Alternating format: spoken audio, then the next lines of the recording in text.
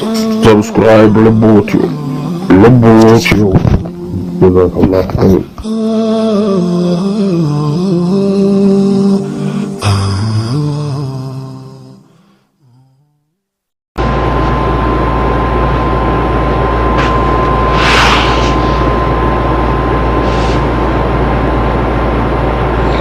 وعليكم السلام ورحمة الله وبركاته. أهلا لكم أهلا فيكم.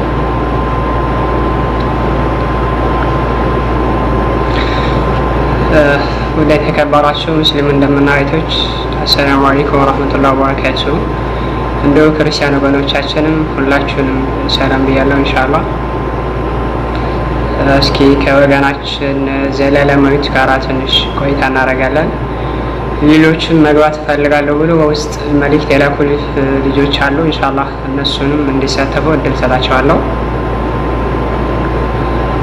ቀጥታ ወደ ወገናችን ዘላለማዊት ልሂድና ለሷ ልደውልላት። ሁላችሁም ተከታተሉ ኢንሻአላህ። ያው ባለፈው በተነሳው ጉዳይ ነው ለዛሬ ቀን ቀጠሮ የያዝነው።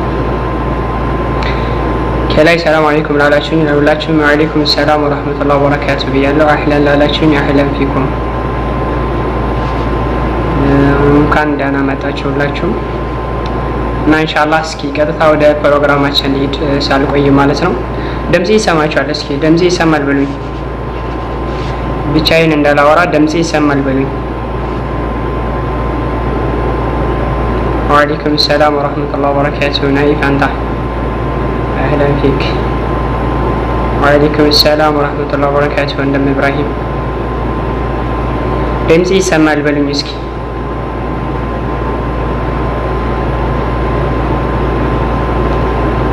አንዳንድ ድምጽ ይሰማል ማለት ነው። አንዳንድ ሰጣችሁኛል። ኦኬ ፋጢማ ይሰማል ብላኛለች። አንዳንዴ እኛንም መስከበን ለስቴት ኢንሻአላህ ችግር የለም ኢንሻአላህ። ኦኬ ይሰማል። ከላስ ከተሰማችሁ ቀጥታ ወደ ዘላለማዊት ልሻገርና ከሷ ጋር እንነጋገራለን ማለት ነው። ሁላችሁም ተከታተሉኝ ኢንሻአላህ።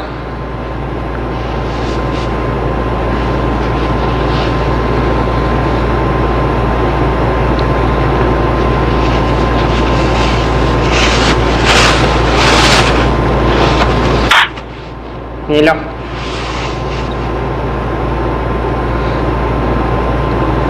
ሄሎ። አቤት አቤት። ይሰማል። እንዴት ነሽ ዘላለማዊት? እግዚአብሔር ይመስገን። ኦኬ ሙሉ በሙሉ በዚህ ድምጽ ይሰማሻል ማለት ነው?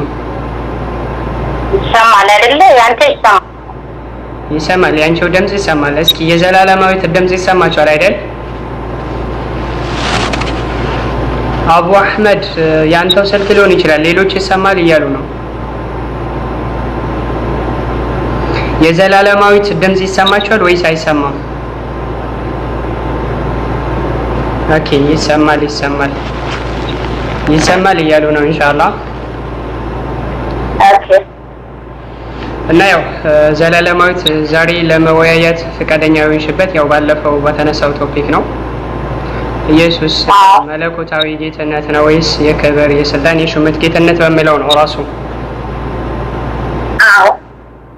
ስለዚህ ኢንሻአላህ በዛ ዝግጁ ከሆንሽ የምንጠቀምበት ታይም ያው ግድ የመጀመሪያ 5 ደቂቃ ሰጥሻለሁ። መለኮታዊ ጌትነትን ያሳያል የምትይበትን ኤቪደንስ ማረጃ ታቀርበለሽ። ከዛ በኋላ እኔ አንቺ ያቀረብሽውንም እኔ ደግሞ 5 ደቂቃ የራሴን አቀርባለሁ። ከዛ በኋላ በማረጃ አንቺ ያነሳሽውን እኔ ሳፈርስ እኔ ያነሳሁትን ደግሞ አንቺ የምታፈርስበት 2 ደቂቃ እንጠቀማለን። ከዛ በኋላ ጥያቄና መልስ እንቀጥላለን ማለት ነው። በዚህ ትስማሚያለሽ? እሺ። አዎ ጥሩ። በዚህ ትስማሚያለሽ አይደል? አዎ። 5 ደቂቃ ምን አልሽኝ? እሺ ችግር የለውም። አዎ ምናልባት በደቂቃው ዙሪያ ላይ ይቀነስ ይጨመር አስተያየት ካለሽ እቀበልሻለሁ። ምንም ችግር የለም። ወደ ውይይታችን ከመግባታችን በፊት በአንድ ደቂቃ እንኳን ይጨመር ይሻለኛል ብያለሁ። እሺ ችግር የለም። እንደዛ ከሆነ እሺ 2 ደቂቃ ልስጥሽና በ2 ደቂቃ ውስጥ መረጃሽን ማቅረብ ትችያለሽ። አይደለም ደቂቃ ጨምሮ ነው የምለው። 5 ደቂቃ ትንሽ ነው ነው ኦኬ ደቂቃ ይጨመርልሽ? አዎ ስንት 6 ደቂቃ ይሆንልሽ? አዎ ኦኬ 6 ደቂቃ ከሆነ ተጠቀሚ። 6 ደቂቃ ፍሪ ያደርግልሻለሁ። እኔ በማዕከል ጣልቃ አልገባም። መረጃ ይሆነኛል የምትይው መለኮታዊ ጌትነትን ያሳያል የምትይበትን በ6 ደቂቃ ውስጥ ራስሽ ደቂቃሽን ይዘሽ በፊታዊነት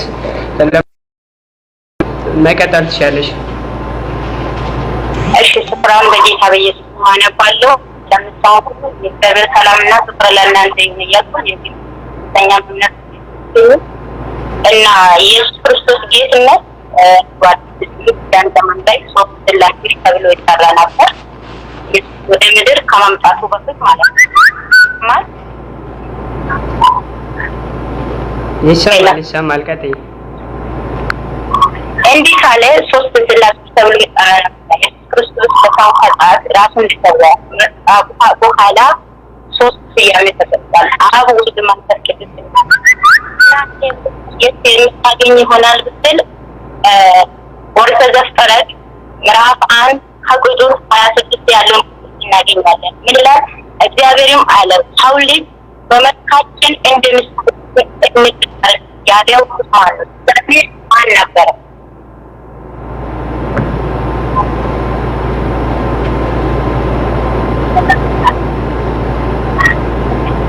ሌላው አቤት ይሰማል። ቀጥይ፣ አታቋርጪ። ኦኬ እንዲህ ካለው ታዲያ ለማን ነው ለማን ነው እንዲህ ያለው? ማን ከሱ ጋር ሊመካከር የሚችል ሰማይና ምድር በተፈጠረ በኋላ ምንድነው አዳምና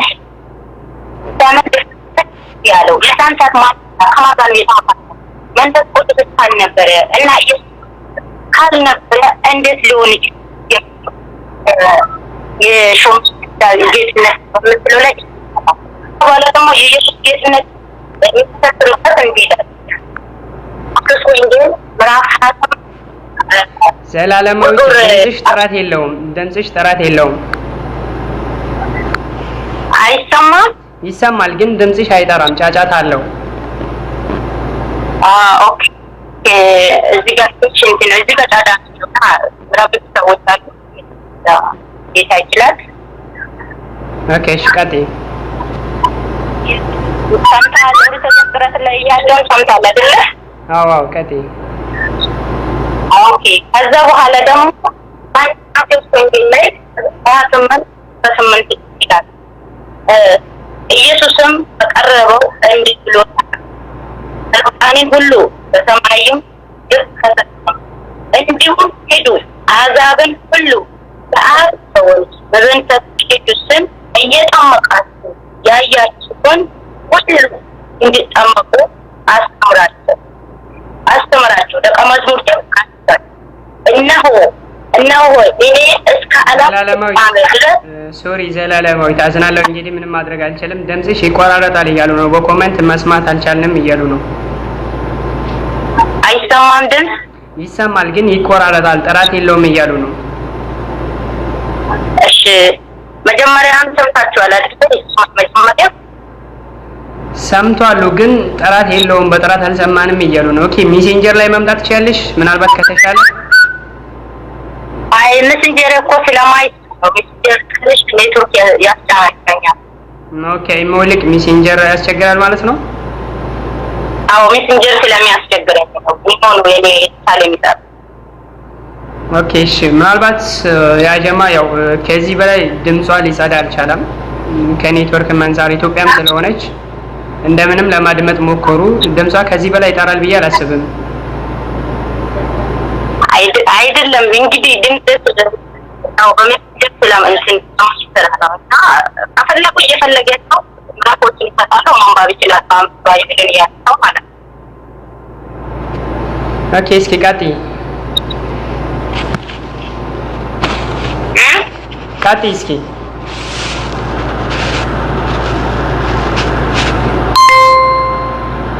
ኢየሱስ ከዛ ደግሞ ዮሐንስ ወንጌል ምዕራፍ ማቴዎስ ዮሐንስ ወንጌል ላይ 35 ኢየሱስ እንዲህ አለ አይራዘም ሁል ጊዜ ከቷል ነገር ግን ዳላ ያላችሁ አገር የምትጠኝ ሁሉ ይመጣሉ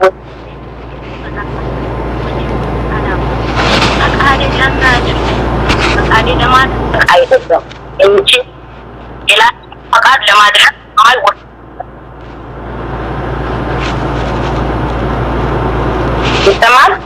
ይሰማል ቀጥይ አው ፈቃዴ ለማድረግ አይደለም ፈቃድ ለማድረግ ከተማይ ወሬ ከሰጠኝ ሁሉ አንኳን አልጠፋም በመጨረሻው ቀን እንጂ የታከኝን ፈቃድን ልጅ አይቶ በሱ የማያምን ሁሉ በሰራ ወንዳ ያገኝ ያባደስ ታስኝ በመጨረሻ ቀን ከሰማይ የወረደ እንጀራ ስለ እርሱ እንደ አባት የምናውቃቸው ይህ አይደለም ምን እንግዲህ ማይ ወጥቻለሁ ኢየሱስ ሰጥቷቸው እርስ በርሳቸው ላከኝ ታሰበው በቀርቦች ሊመጣ የሚችል ማን ይሄ በመጨረሻ ቀን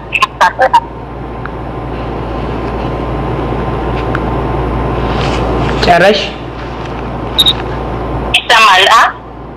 ይሰማል ሁሉም ከእግዚአብሔር የተማሩ በነቢይ ተጽፏል ይህ ቃል ሰማ የተመራመረ ወደ አብን ያየ ማንም የለም ከሆነ በቀር እርሱ አብ አይቀልም የእውነትና በእሱ የሚያምን የዘላለም ሕይወት ያለ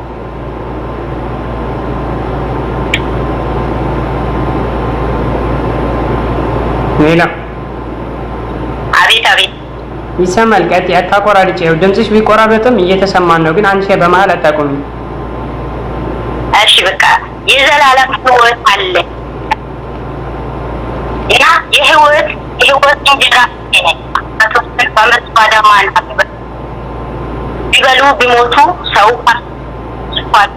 እንዳይሞት ከሰማይ አሁን ወረዱ እንጀራችን ነው ይላል ኦኬ ዘላለማዎች ሶሪ ይቅርታ አድርጊልኝና ማለት ነው ኮሜንት ላይ ሳነብ ምንም ያደመጡሽ ነገር የለም አብዛኞቻቸው ወይ ቦታ ቀይሪ ወይ እንደገና ደዊ እያሉ ስለሆነ አማራጭ ፈልጊ ወይንም እስኪ ላይቭ ላይ ግቢና የኔን የግል እንትኔ ማለት ነው የግል አካውንቴን እንትን አድርጌዋለሁ ፒን አድርጌ ኮሜንት ላይ አስቀምጬዋለሁ እሱ ታቻርገሽ ሜሴንጀር ላይ ነኝ ምናልባት ከተሻለ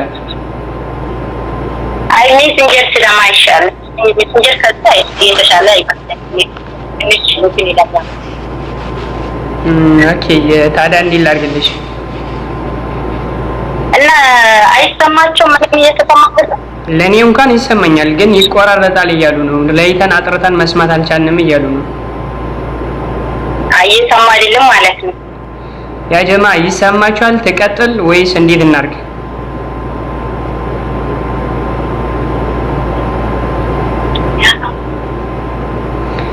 አይሰማም አይደል ታቁም ወይስ ተቀጥል አስተያየት ንገሩኝ እሺ ሞክሪ እሺ እዚህ ደግሞ ይላል እንዲህ ማን ወንጀል ላይ አጣጣ ባቸውው በእግዚአብሔር ይመኑ በእኔም ደግሞ ይመኑ በአባቴ እንዲህ ባይሆንስ ባላችሁ ነበር ስፍራውን አዘጋጅላችሁ ዘንድ ይሄዳል ይህም ስፍራ አዘጋጅላችሁ እኔም አለው ይወስዳችኋል ሁለተኛ የሚመጣ ይወስዳችኋል ወደ ሚተዳፈተው ታውቃለህ ገደል ተፋተህ ቆማትን ጌታ ሆይ መንገድ ወደ ሚተዳፈተው አናውቅ እንዴት መንገድ እናውቃለን አለው ኢየሱስም ደግሞ እኔ መንገድ እኔ በቀር ወደ የሚመጣ የለም ታውቁም አባቴ ደግሞ ከዛሬ ጀምሮ ታውቃላችሁ አይታችሁ ማለት ነው ክርስቲያን ጌታ ሆይ አብን አሳይ ይቀበለናልን አለው ይህን ያህል ዘላለማዊት ሰዓትሽ አልቋል። የተቆራረጠብሽን ክፍለ ጊዜ ታማያለሽ ብዬ ነው ዝም ያልኩት። 2 ደቂቃ ላይ ነው ከገባሽ የጀመርሽው። አሁን 12 ደቂቃ ነው። 10 ደቂቃ ተጠቅመሻል።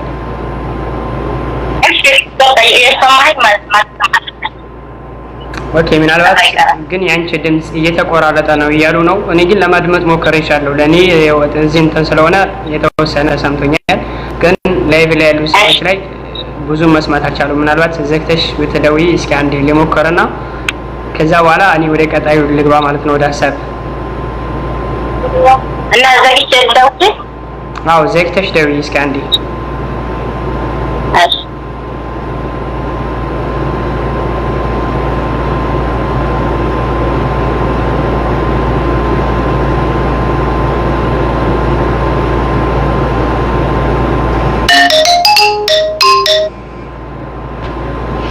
አቤት ዘላለማዊት። አቤት ሰማሽ? ይሰማኛል። እስኪ የሷ ድምጽ ይጠራል አሁን። ዘላለማዊት አቤት። ምናልባት ኤርፎን ያደረግሽ ነገር ከሆነ ኤርፎኑን እንትን አድርጊው።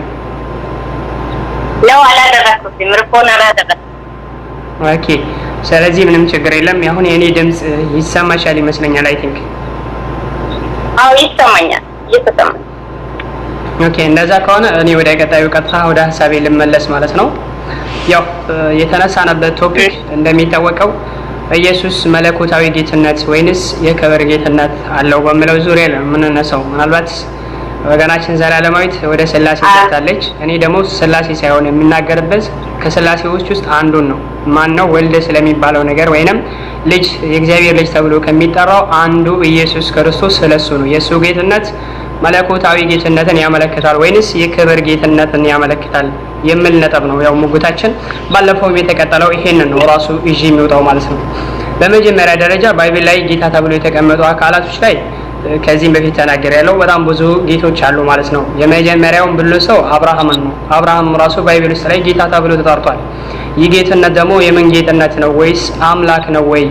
ጌታ የተባለበት ስሌት አምላክ ለማለት ተፈልጎበት ነው ወይ ሲባል አይደለም። የአብርሃም ጌትነት የምንድነው ስንል ሹመትና ማዕረግን ለማመልከትና ማዕረግን ለማጽደቅ የመጣ እንጂ ለሌላ ለአምላክነት የተሰጠ ጌትነት አይደለም። የማን? የአብርሃም ጌትነት።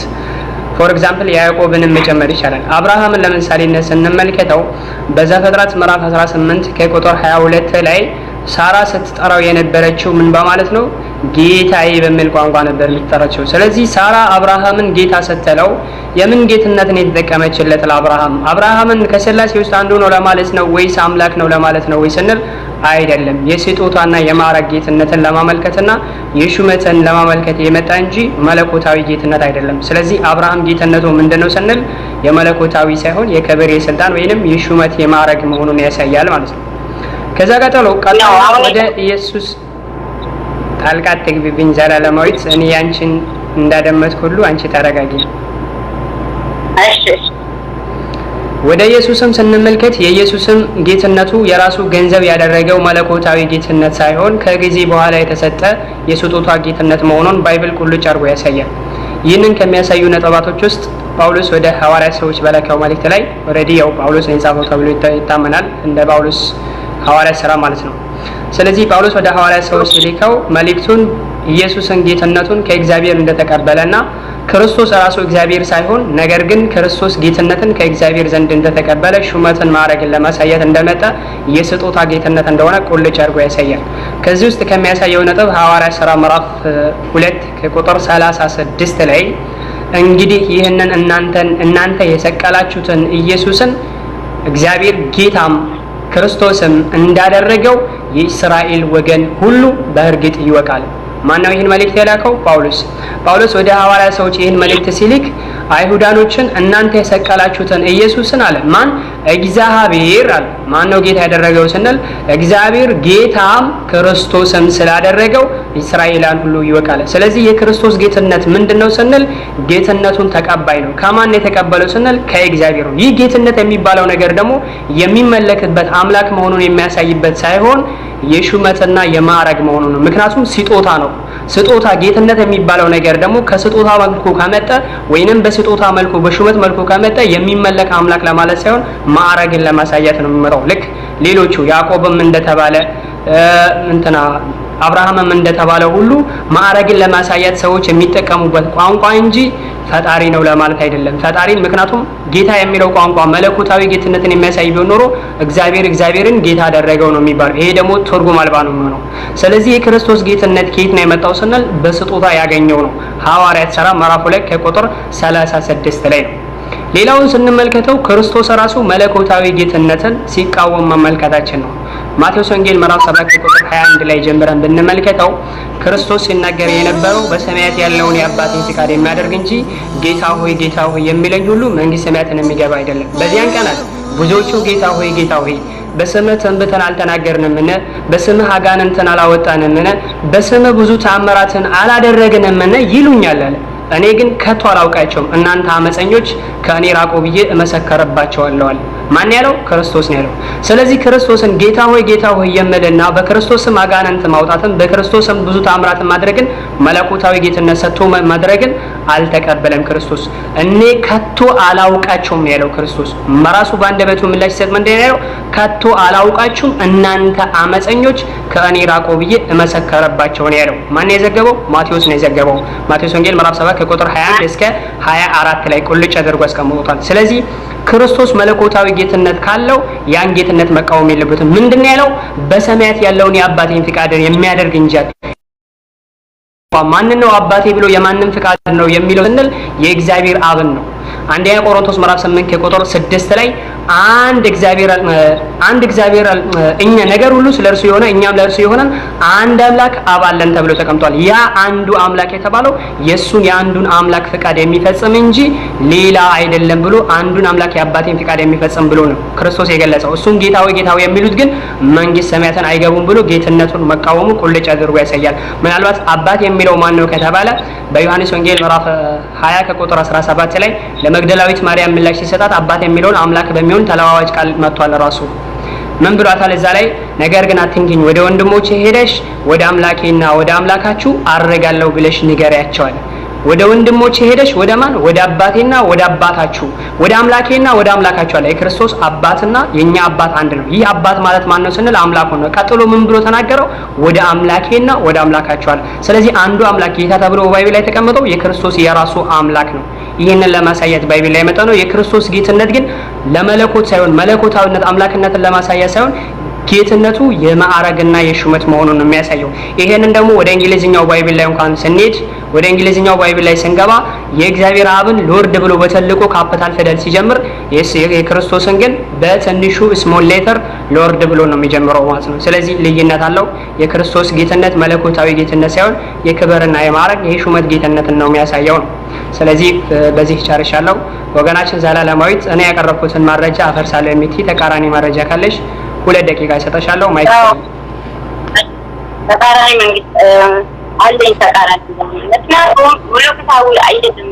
ሰማይና ምድርን ከተፈጠረ በኋላ ሰው መልካችን እንደ ምሳሌ እንፍጠር ያለው ጌታ ለማን ብለህ የዛን አንተ አልነበርክ፣ እኔ አልነበርኩም፣ ሌላ ሰው አልነበረም። ለማን ነው እንዲህ ብሎ ተናገረ ጌታ?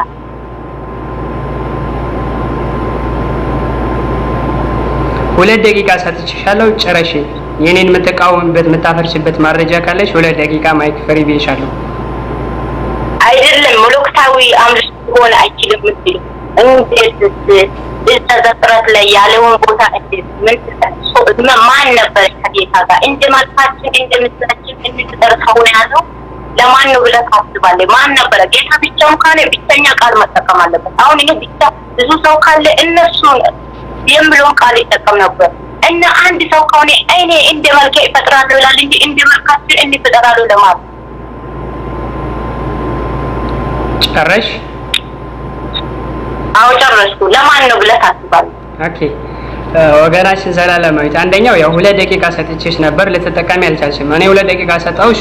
እኔ ያቀረብኩትን መረጃ በተቃራኒው ማፍረስ የምትሽበትና ተቃራኒ መረጃ የምታቀርብበት ነበር። አንቺ ግን ያው ሌላ ጥያቄ ነው የጠየቅሽኝ፣ በስላሴ ዙሪያ ነው የጠየቅሽኝ። ውይይቴ ግን ስላሴ ሳይሆን ተረጋጊ። ምክንያቱም መነሻችን የት ነው? መለኮታዊ አይደለም የሾማት ነው ስትል እሱን ካወቁን በኋላ ነው ወደ ጌትነት ሄደው እንጂ ካላታማን ወደዛ ለዲማይ ኦኬ አስጨርሽኝ ዘላለማዊት። እኔ ዝም ብዬ ላንቺ ፍሪ ታይም እንደሚሰጥሽ እኔም ሲናገር በማለት ተግቢ አስጨርሽኝ። እየሰማሁኝ ኦኬ አስጨርሽኝና እኔ ስጨርስ አንቺ በማለት ትገቢያለሽ። ችግር የለም። ላንቺ ፍሪ ታይም ሰጥሻለሁ። ልክ ላንቺ ደቂቃ እንደሚሰጥሽ ለኔም ክፍለ ጊዜ ስጪኝ፣ እንግባባለን። ምንም ችግር የለም።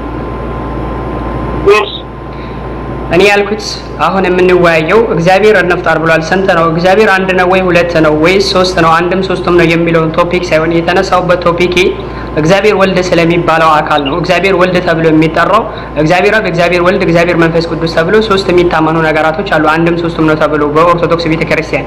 ስለዚህ እነዚህን መሰረት አድርጌ እኔ ስላሴን ሳይሆን አሁን የምነጋገርበት ከስላሴዎች ውስጥ አንዱ ማን ተብሎ ይጠራል? ወልድ ተብሎ የሚጠራው ኢየሱስ ክርስቶስ ነው። አሁን ይህ አካል በባይብል ውስጥ ላይ ጌታ ተብሎ የተቀመጠበት ጌትነቱ የሚያሳየው መለኮታዊ ጌትነት ነው ወይስ የክብር ጌትነት እንደሌሎቹ የተባለ የስጦታ ጌትነት ነው በሚል ነው ሙግቴ ወይንም ክርክሬ ውይይቴ። ቶፒኩ ይሄ ነው። አንቺ ግን አሁን የጠየቅሽኝ አስጨርሽኝ ዘላለማዊት ሊመጣልሽ ነው። አስጨርሽኝ ዘላለማዊት። አሁን አንቺ የጠየቅሽኝ እግዚአብሔር በዘፍጥረት ላይ ሰውን በመልካችን እንደ ምሳሌያችን እንፍጠር ብሏል። ታዲያ አንድ ከሆነ ለምን እንፍጠር ብሎ ይናገራል ነበር የጠየቅሽኝ። ይሄን አይደለም? ነገር ግን ከቶፒኬ ጋራ አይሄድም። ግን በቅንነት ልሂድና ልመልስልሽ እንደኔ ማለት ነው እንደ ባይብሉ መለኮት መሆኑን መረዳት የፈለከው መለኮት ነው እንደነበረው ነው መናገር ተፈለገ ወደዛ ሄደ። ማን መለኮት መሆኑን?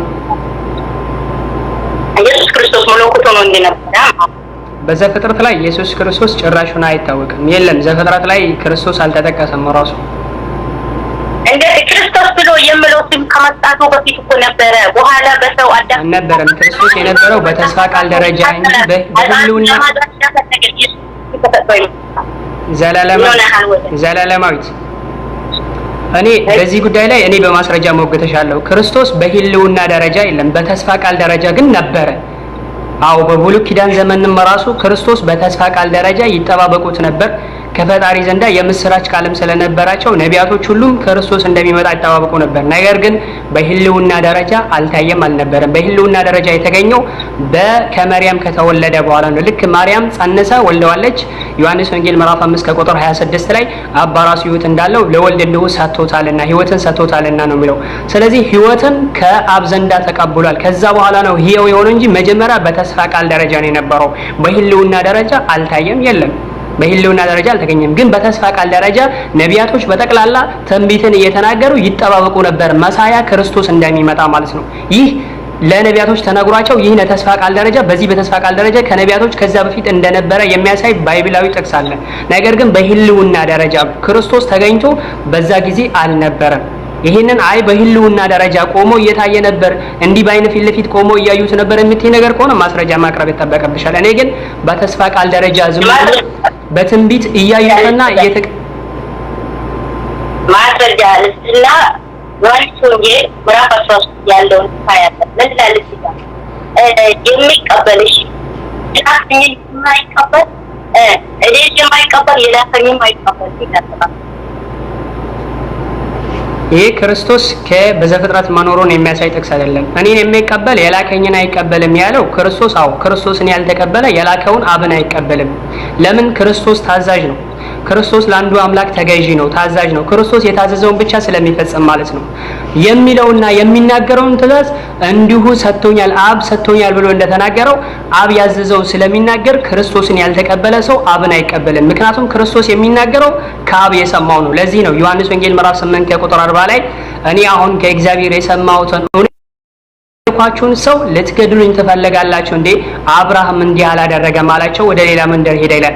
አይሁዶች ሲቃወሙትና ክርስቶስን ሊገድሉት ሲፈልጉ በነበሩበት ታይም ላይ ክርስቶስ ለአይሁዶች ምንድነው ያላቸው? አሁን ከእግዚአብሔር የሰማሁትን እውነት የነገርኳችሁን ሰው አለ።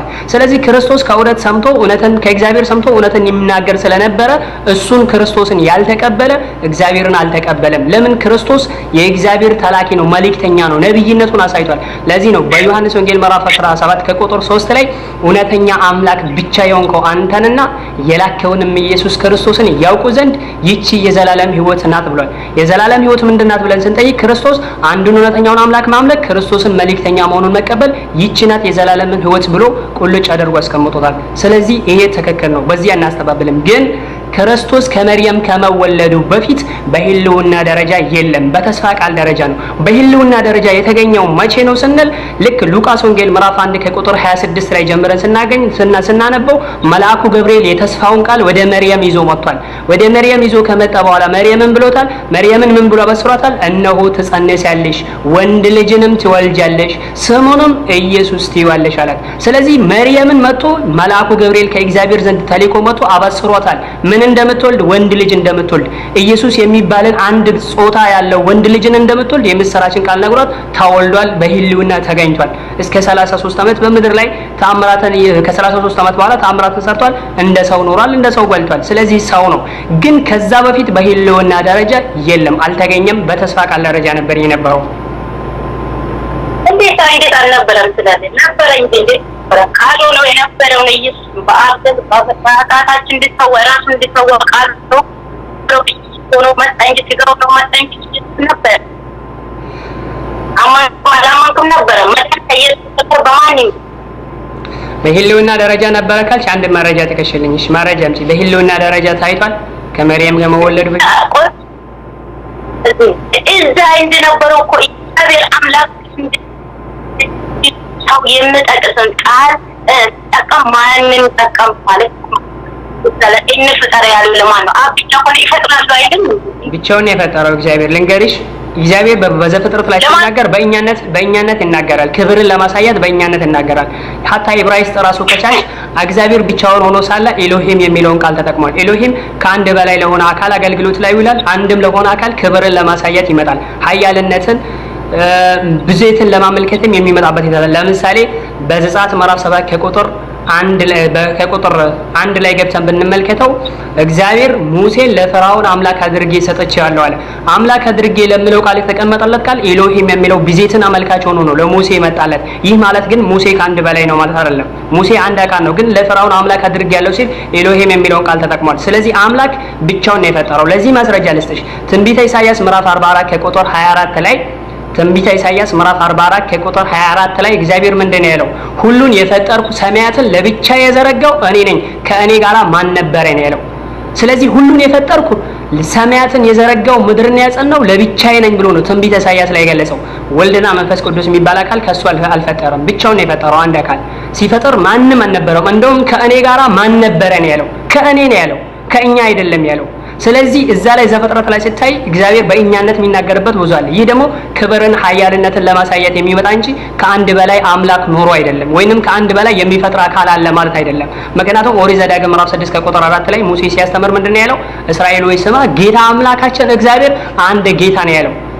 አንድ ካለ አንድ አካል ነው የሚፈጥረው። ለዚህ ነው ትንቢተ ኢሳይያስ 44 24 ላይ ያለው እኔ ብቻዬን ነኝ የፈጠርኩት ነው ያለው። ይሄንን የሚያሳይ እንጂ አምላክ አንድ በላይ ሆነ የሚፈጥር አካል አለ የሚባል የለም። ግን እኛነትን የሚገልጽ በባይብል ብዙ አለ።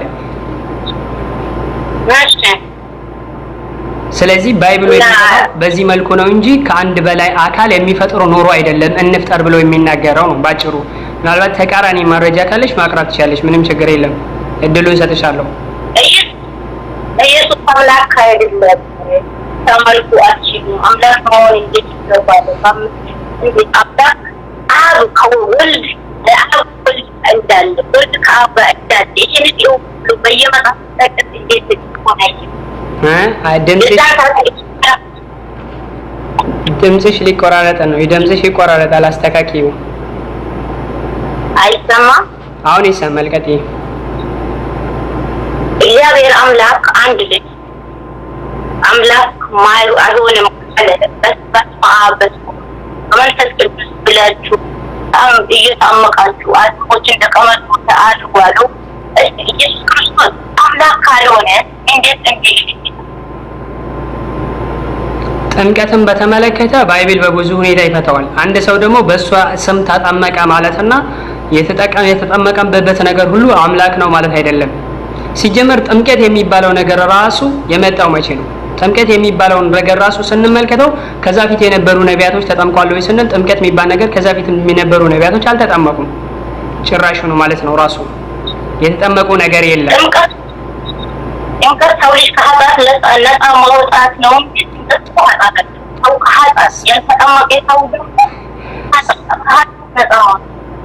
ሰው ከኃጢአት ነፃ የሚሆነው በጥምቀት አይደለም። እሱ እግዚአብሔር ትእዛዜን ጠብቆ ነው ያለው። ትእዛዛቱን የጠበቀ ከኃጢአት ነፃ ይሆናል እንጂ በመጥመቅ ብቻ ነፃ አይሆንም ከኃጢአት። ይሄ ችግር የለም፣ እንመጣበታለን።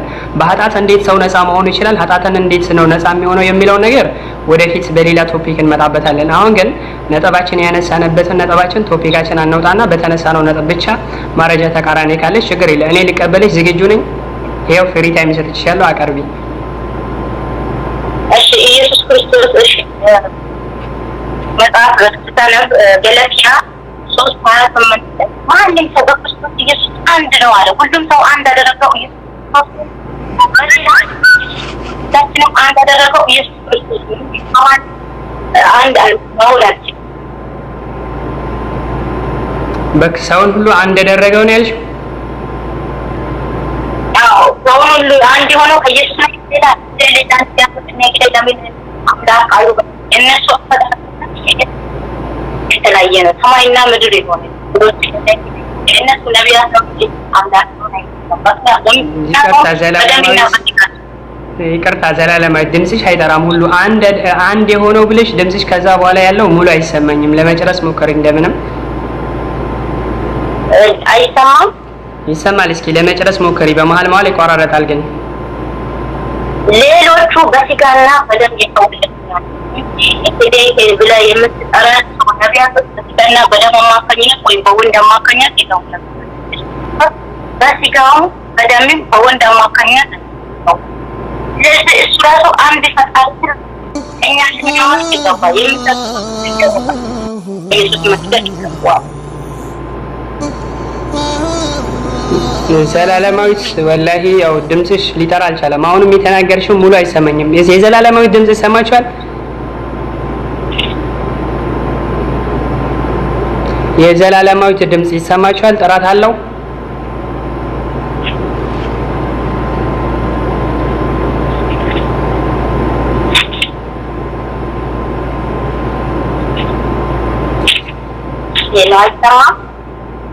እስኪ ቀጥይ፣ ደግመሽ ለመናገር ሞክሪ። ክርስቶስ በደምና በስጋ ወይ በወንድ አማካኝነት ሌሎቹ ግን በወንድና በስጋ አማካኝነት የተወለዱ ናቸው። ነቢያቶች አምላክ ነው ተብሎ እነሱ በደምና በስጋ አማካኝነት የተወለዱ የተወለደው በደምና በስጋ ወይ በወንድ አማካኝነት። ኦኬ በጣም ጥሩ። አሁን የተወሰነ ተሰምቶኛል። ሌሎቹ በደምና በስጋ አማካኝነት ተወልዷል። ኢየሱስ ግን በደምና በስጋ አማካኝነት አልተወለደም ነው ነጥብሽ እዚህ ላይ ነው። ኦኬ አንደኛው ነገር ይሄ ዘላለማዊት እኔ በቀንነት የምነግርሽ ነገር አንድ ሰው በደምና በስጋ መወለድና በደምና በስጋ አለመወለድ አምላክ አያሰኝም። ይሄ አምላክ የሚያሰኝ ነገር አይደለም። ለምሳሌ ከተባለ በደምና በስጋ አልተወለድም ከተባለ አዳም በደምና በስጋ አልተወለደም። ራሱ የተወለደ ነገር አይደለም፣ እንደው ከአፈር ነው የተገኘው። ስለዚህ አፈር ነው ራሱ ቆሞ ሰው ሆነ የሄደው። እንደውም ክርስቶስ ከሴት ማህፀን ላይ ተጸንሶ ወጥቷል። ራሱ እነሆ ተጸንስ ያለች ነው ይላል። ጽንስ ነው። አዳምን ግን ስንመልከተው ጽንስ አይደለም። ራሱ ጽንስ የሚባል ነገር ደምና ስጋ የሚባል ነገር ሳይነካው ነው የሰው ልጅ ሆነው ማለት ነው። ይህንን ነገር አስመልክቶ ከመጠን ለምሳሌ ሐዋን ራሱ እናታችን ሐዋ ሔዋንን ማለት ነው እንደ ባይብሉ እሷን እንኳን ብንስታት እሷ ከወንድ ልጅ ጋራ ወይንም ወንድና ሴት በሴክሹዋል ኢንተርኮርስ ከደምና ስጋ ግንኙነት አይደለም የተፈጠረችው፣ ከአዳም ከጎን አጥንት ላይ ነው የተገኘችው። ስለዚህ እናት አላቀፈቻትም፣ ጡት አላጠባቻትም፣ ወንድና ሴት ሴክሹዋል ኢንተርኮርስ አልፈጸሙም ራሳቸው። ስለዚህ አዳም ያለ አባትና ያለ እናት ሲገኝ፣ ሐዋ ደግሞ በአባት ብቻ ያለ እናት ጡት ሳታጠባት ምንም ሳታረግ ስትገኝ፣ ሌላው ደግሞ ሐዋና አዳም በተገናኙበት በሴክሹዋል ኢንተርኮርስ አማካኝነት ወንድና ሴት ሲገኙ፣ ክርስቶስ ደግሞ በተቃራኒው ከሴት ብቻ ያለ ወንድ ተገኝቷል። ይህ ደግሞ ይህን ሁሉ ስንመልከተው የአንዱን አምላክ ጥበብን ለማሳየት እንጂ የተፈጠሩ ፍጡራኖችን ኃያልነት ለማሳየት ምንም እንትን የለውም ማለት ነው። ስለዚህ ይህ የምናየው የአምላክን ተአምር ማድረጉ ነው። አምላካችን አላህ ለምሳሌ በቁርአን ላይ ስንመጣ እነ መሰለ ዒሳ ዐንደላሂ ከመሰሊ አደም ከለቀሁ ሚን ቱራብ ثم قال له كن فيكون ያለው የኢሳ ምሳሌ ልክ እንደ አደም ብጤ ነው። አደምን ሲገልጽ ምን አለ? አደምን ከአፈር ፈጠረው ለእርሱ ምን ነበር ያለው? ሁን አለው ወዲያውንም ሆነ ይላል። ክርስቶስንም ስንመጣ በመርየም ማህፀን ላይ ሁን አለው ሆነ ነው ራሱ ወደ ቁርአን ራሱ ስንመጣ ማለት ነው። ይሄንን ይቅርታ ምናልባት ለሌላ ነገር ሳይሆን ለማስረዳት ያክል ነው ስለጠየቅሽኝ ወደዛ የገባሁት። ስለዚህ ስንመልከተው የክርስቶስን ችሎታ ወይንም ክርስቶስ አምላክ መሆኑን የሚያሳይ ሳይሆን የአንዱ አምላክ ሰዎችን የፈጠረበትን ጥበብና ዘዴን የሚገልጽ እንጂ ሌላ አይደለም። ስለዚህ አምላክ እግዚአብሔር መጀመሪያ አዳምን ከአፈር ብቻ ያለ ወንድ ያለ ሴት አስገኘ። ሁለተኛው ሐዋን ደግሞ ያለ ሴት እናት ማህፀን ላይ ሳትገባ ከጎን ብቻ ከአዳም አጥንት እሷን አወጣ። ከዛ በኋላ ከወንድና ከሴት አድርጎ ሌላ ሰዎችን አስገኘ። በተቃራኒው አራተኛ ደረጃ ደግሞ ክርስቶስን ከሴት ብቻ ያለ ወንድ አስገኘ። ይሄ የአምላክን ጥበብ የሚያሳይ እንጂ የተወለዱ አካላቶች በተለያየ ሁኔታ ተወለዱ ማለት አምላክ ናቸው የሚያስብል አይደለም ነው በንጹህ ሕሊና የሚነግርሽ ነገር።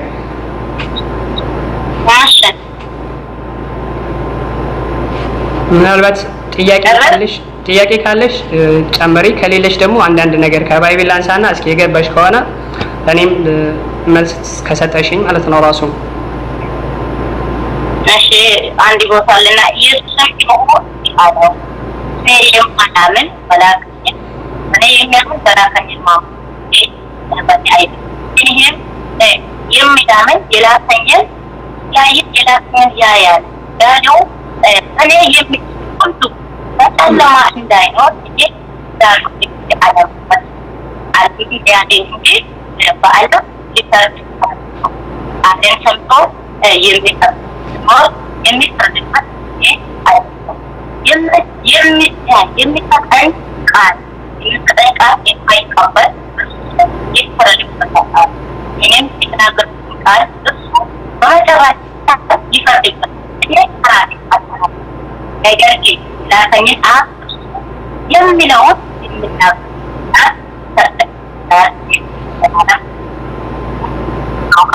ስለዚህ እኔ የምናገረውን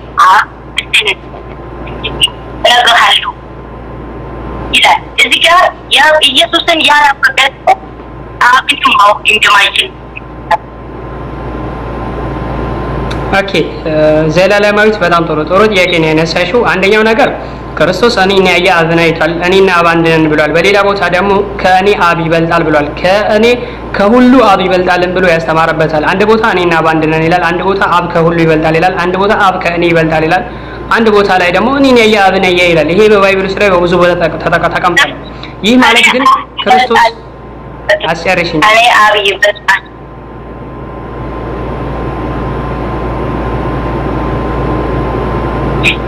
ዘላለማዊ አቤት ይሰማሻል አይደል? አስጨርሽኝና እኔ ተራ ለቀልሻለሁ፣ ምንም ችግር የለም።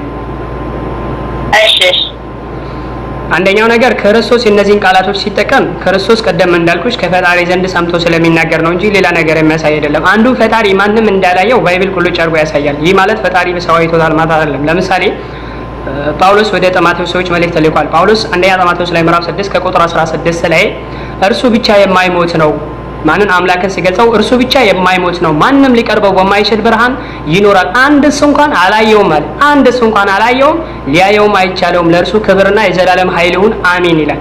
ስለዚህ አንዱን አምላክ ማንም ከቶ ያየው የለም በራሱ አንድም እንኳን ሊያየው ሰው እንኳን ሊያየው አይቻለውም፣ ያየውም የለም ብሎ ጳውሎስ አንደኛ ጢሞቴዎስ ምዕራፍ 6 ከቁጥር 16 ላይ ቁልጭ አድርጎ ያሳያል። ይህ አንዱ አምላክ ማለት ሰው የሚያየው ነገር አይደለም። ለምሳሌ ክርስቶስ ራሱ በአንደበቱ ይህ አምላክ እግዚአብሔር መንፈስ ነውና የሚሰገድለትን በመንፈስ ነው ብሏል። ዮሐንስ ወንጌል ምዕራፍ 14 ከቁጥር 24 ላይ።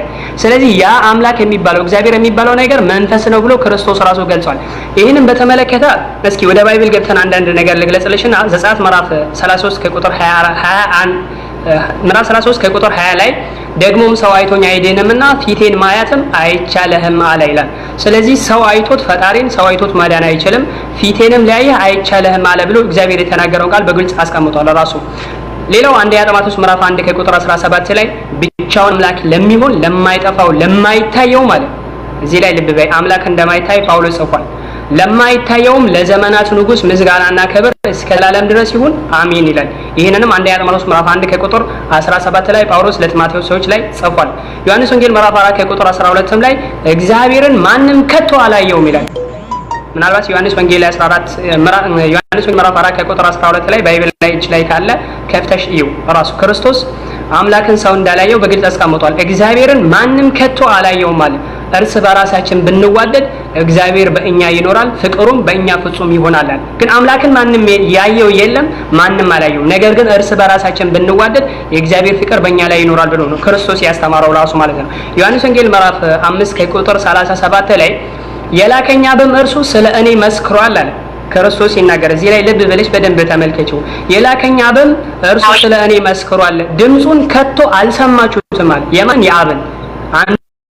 ቀደም እንዳልኩሽ አንደኛ ቆሮንቶስ ምዕራፍ 8 ቁጥር 6 ላይ ለእኛስ ነገር ሁሉ ከእርሱ የሆነ እኛም ለእርሱ የሆነ አንድ አምላክ አብ አለን ብሎ ጳውሎስ እንደጻፈው ያ አንዱ አምላክ ደግሞ ዮሐንስ ወንጌል ምዕራፍ 17 ላይ የላከኝ አብ እርሱ ስለ እኔ መስክሯል፣ ድምጹንም ከቶ አልሰማችሁትም፣ መልኩንም አላያችሁትም አለ። ማን ያለው? ክርስቶስ ማለት ነው። ስለዚህ አንዱ አምላክ ቀደም እንዳልኩሽ አብ የተባለው አንዱ አምላክ ድምጹም አልተሰማም፣ መልኩም አልታየም። ክርስቶስ ግን የሱን ትእዛዝ መቀበል እኔን ያመነ በላከኝ ማመኑ ነው፣ እኔን ያየ የላከኝን ያያል እያለ በእንደዚህ አይነት መልኩ ኢየሱስ መልእክተኛ መሆኑን ገልጿል እንጂ አንዱ አምላክ ታይቷል ወይንም አንዱ አምላክ ክርስቶስ ነው ማለት አይደለም። እንደ ባይብሉ ከተመለከትን ማለት ነው። ይህ አምላክ ደግሞ ከሁሉም ይበልጣል። ይህ አምላክ ከሁሉ እንደሚበልጥ ዮሐንስ ወንጌል ምዕራፍ 14 ከቁጥር 28 ላይ እናንተ እኔ እሄዳለሁ ወደ እናንተም እመጣለሁ እንዳልኳችሁ ሰማችኋል፣ የምትወዱኝስ ብትሆኑ አለ ክርስቶስ፣ የምትወዱኝስ ብትሆኑ ከእኔ አብ ይበልጣልና ወደ አብ በመሄዴ ደስ ባላችሁ ነበራል። ስለዚህ ከክርስቶስ ራሱ አብ እንደሚበልጥ ግልጽ አድርጎ አስቀምጧል። ነገር ግን ያ አንዱ አምላክ አብ የተባለው አምላክ ይህ መንፈስ ነው የሚባለው አምላክ አልታየም ከናካቴው ጭራሽ ነው ማለት ነው። የታየው ማን ነው ስንል መልእክተኛ ነው፣ ሰው ነው። የታየው ክርስቶስ ነው እንጂ አንዱ አምላክ አይሞተምም፣ አልታየምም፣ ሰው ማያትም አይችለውም ብሎ ጳውሎስም በግልጽ ተናግሯል። ይህን ይመስላል። ዮሐንስ ስንት ነው አልከኝ? ዮሐንስ ስንት ነው አልከኝ? የትኛውን ጥቅስ ከተናገርኩት ውስጥ ጥቅሱን የትኛውን ነው ያልሽኝ? አይ ዮሐንስ ስንት ነው አልከኝ? ምዕራፍ 5:37 ዮሐንስ ጥቅሶችን ልስጥሽ። አዎ 5:37 እና ዮሐንስ አንደኛ ዮሐንስ መልእክት 4:12 ላይ እንዲሁ አንደኛ ጢሞቴዎስ ምዕራፍ 1 ከቁጥር 17 ላይ ዘጸአት ምዕራፍ 33 ከቁጥር 20 ላይ እንደዚሁ አንደኛ ጢሞቴዎስ ምዕራፍ 6 ከቁጥር 16 ላይ ማለት ነው የጠቀስኳቸው ጥቅሶች። ስለዚህ ይሄን ይመስላል። ባይብሉ በዚህ መልኩ ነው የሚፈታው። ምናልባት እኔ የጨመርኩት ነገር ካለ አንቺው ባይብሉን አንብበሽው ስህተት ካለኝ ማረም ትችላለሽ። እኔ ግን ባይብል ላይ የተቀመጠውን ብቻ ነው የሚናገረው፣ የጨመርኩት ነገር እንደሌለ ነው። የጭማሪ ነገር ካለብኝ ማረም ትችላለሽ ማለት ነው።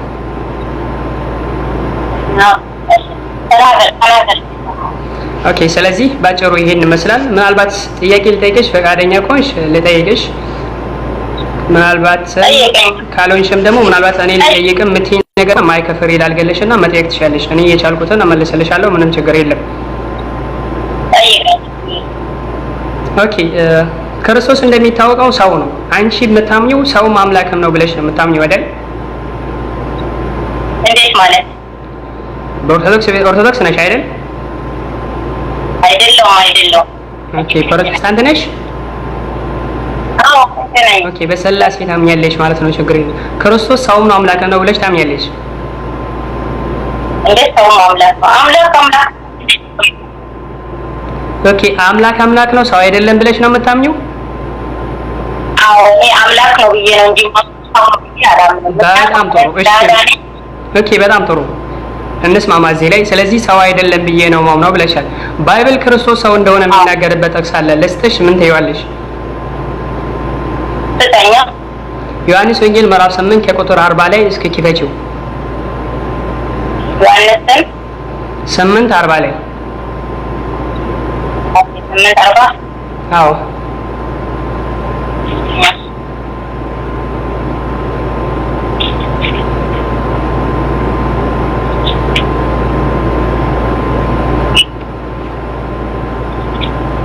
ወይንም እኔ ላንብብልሽ፣ ችግር የለም ባዮሎጂ ላይ ከሌለ። አይ አለ ይፈለግ።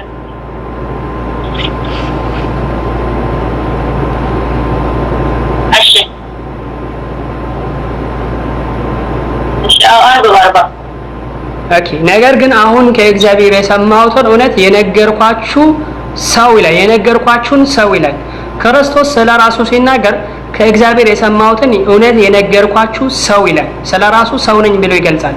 እዚህ ላይ አንቺ ቀደም እንዳልሽው አይ ሰው አይደለም አምላክ ነው ብዬ አምናለሁ ብለሻል። ክርስቶስ እዚህ ላይ ለምን ሰው አለ? ስለራሱ ሰው ነኝ ለምን አለ? እዛ አንቺ ጋር የተጻፈው ወሬ ጋር ተባባለው ስንት ነው? 1954 ባይብል ልጅሽ ላይ አለ? 1954 ባይብል ላይ ነው። ኦኬ፣ እሱ ባይብል ላይ ካለ በግልጽ ተቀምጧል። እዛ ባይብል ላይ አለ። በ1954 ባይብል ላይ ክፈችውና ይሁ። በብዙ ባይብላቶች አሉ፣ ግን ለምሳሌነት እሱን ክፈችው።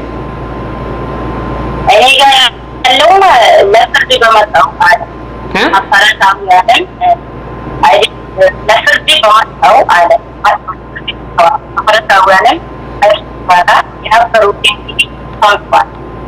እኛ ደግሞ ይውሮችን አሉ 8:40 ዮሐንስ መልእክት ሳይሆን ዮሐንስ ወንጌል ምዕራፍ 8 ከቁጥር 40 ላይ ዮሐንስ ወንጌል ምዕራፍ 8 እሺ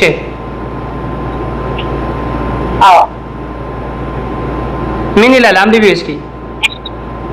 እሺ ላይ ነው 40 ላይ ያለው። ኦኬ ለፍርድ መጣው አለ አፈራታውትን አስራ የነበሩት እንጂ ሰምቶ እኛ ደግሞ ኢየሱስም አላቸው ሮችን አጣጥደ ባልሆነባችሁ ነበር። አሁን ያንዳን እንዳለውም ይላላል አጣጥኖች ሞራል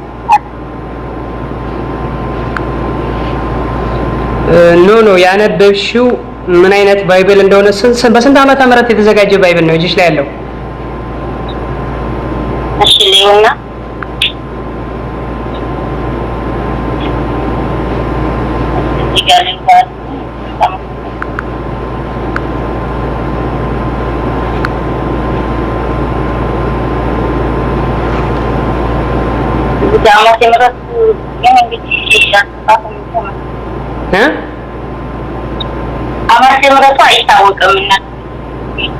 ኦኬ በቃ አንቺ ያልሽው ባይብል ምን እንደሆነ ባላውቅም ባይብላቶች አብዛኛው 1989 ላይ ያለው እንደገና 1954 ላይ ያለው ባይብል ላይ ሀታ እንግሊዝኛው ላይ ራሱ ቁልጭ አድርጎታል አስቀምጦታል ማለት ነው። እኔ ጋር ሁለቱም አለ።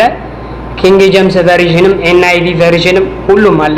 ምናልባት አፕሊኬሽኑን ማውረድ ትችላለሽ። ጥቅሱ ከ39 ጀምሪ ቢያነባው እንኳን ራሱ መልሶም አባታችንስ አብርሃም ነው አሉት። ኢየሱስም የአብርሃም ልጆችስ ብትሆኑ የአብርሃምን ስራ ባደረጋችሁ ነበር አላቸው።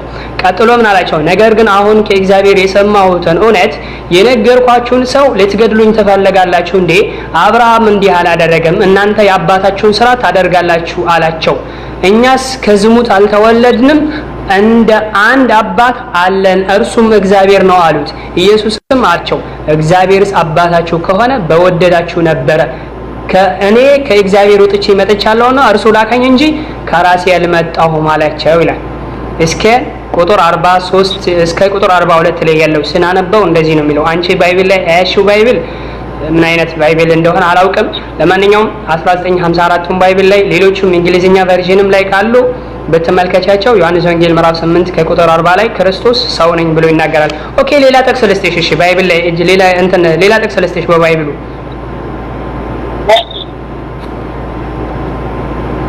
በማቴዎስ ወንጌል ምዕራፍ 11 ከቁጥር 19 ላይ ያለውን እስኪ አንብብልኝ።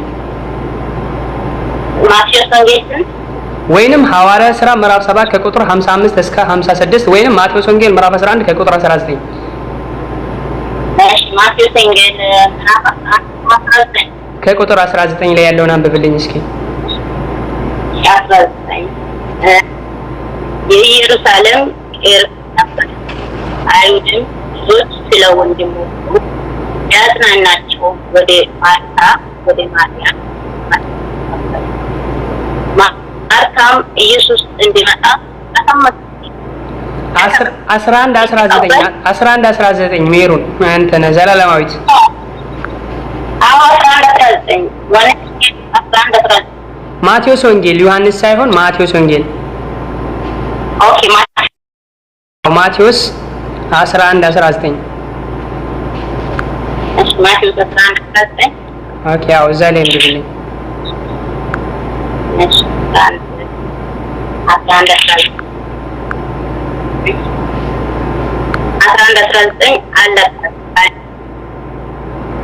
አንብቤ እስኪ አላችሁ ያለችውን ዮሐንስም ሳይሉ ይጠጣ መጣ። ኢየሱስም ገና አለበት አለ። የሰው ልጅ እየበላ እየጠጣ መጣ። እነርሱ ነው ባልተቀኘውን ወይን ጠጡ። ኦኬ በጣም ጥሩ። አሁን ትክክል ነው፣ አገኝተሽዋል። አሁን ይሄን ትክክል አገኝተሽዋል። እዚህ ላይ የሰው ልጅ የተባለው ማን ነው? ክርስቶስ አይደለም? ሰው ነው እንጂ የሰው ልጅ ብሎ ታየው የዛን ያለው ሰው ብቻ ሰው ያለውንም ተጨማሪ ሰጥሻለሁ። ክርስቶስ የሰው ልጅ ነው። የሰው ልጅ ደግሞ ምንድነው? እሺ ሰው ነው እንጂ ሰው ብሎ ኦኬ የሰው ልጅ ደግሞ ምንድነው? እሺ ዘላለማዊት አድምጪኝና የሰው ልጅ ደግሞ ምንድነው? እሺ እንዴት ማለት የሰው ልጅ? ኢየሱስ እኮ ሰው የሚለውን ስም የሰጡት ሰዎች ናቸው እንጂ እሺ ማቴዎስ 8:40 ላይ ያለውስ ራሱ የተናገረውስ ምን ትይዋለሽ? ሰዎች ያላሉት ራሱ ሰው ነኝ ከእግዚአብሔር የሰማሁትን እውነት የነገርኳችሁ ሰው ነኝ የሚለውስ የቱ ጋር? ማቴዎስ 8:40 ላይ እኔ ጋር የምለውን አነበብኩት እኮ። እሺ ሌላ ሰዎች ባይብል እጃችሁ ላይ ያለ ኮመንት ላይ ፖስት አድርጉ። ማቴዎስ 8:40 ላይ ምን ይላል? አንተ አንብብልን። እኔ የነበብኩት ማቴዎስ 8:40 ላይ አሁን ከእግዚአብሔር የሰማሁትን እውነት የነገርኳችሁን ሰው ልትገድሉኝ ትፈልጋላችሁ እንዴ አለ ለአይሁዶች ክርስቶስ።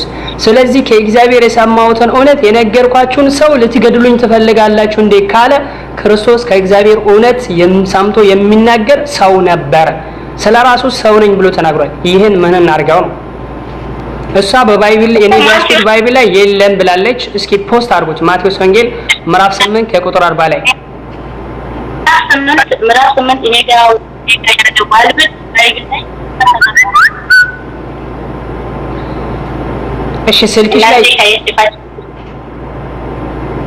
ስልክሽ ላይ የስልክ እንትን አፕሊኬሽን አለ፣ የባይብል አፕሊኬሽን አለኛው ባይብል ክፈችው እስኪ። ማቴዎስ ወንጌል ምዕራፍ 8 ከቁጥር 40 ላይ ክፈችው።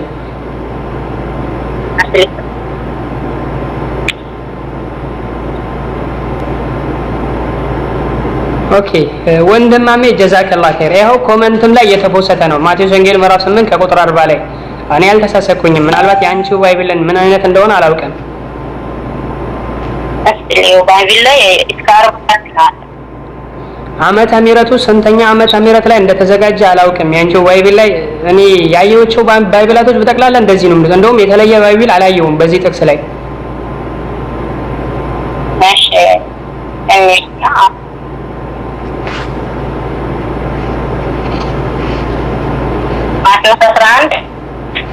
ማቴዎስ 8:40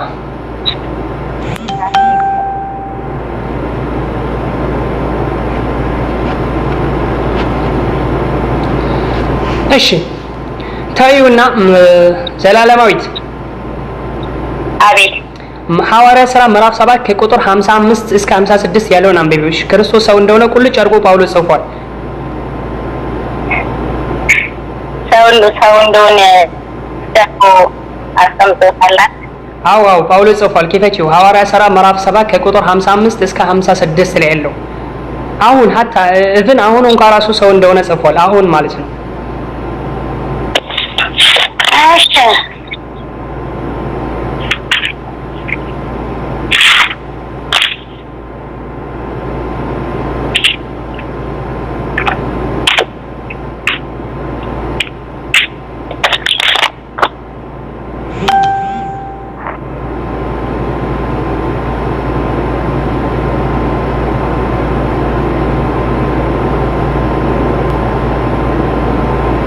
ከፈትሽው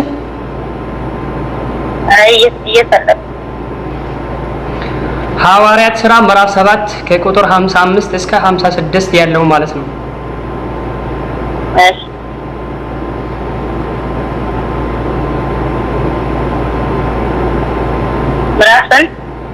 ምዕራፍ 7 ከቁጥር 55 እስከ 56 ያለው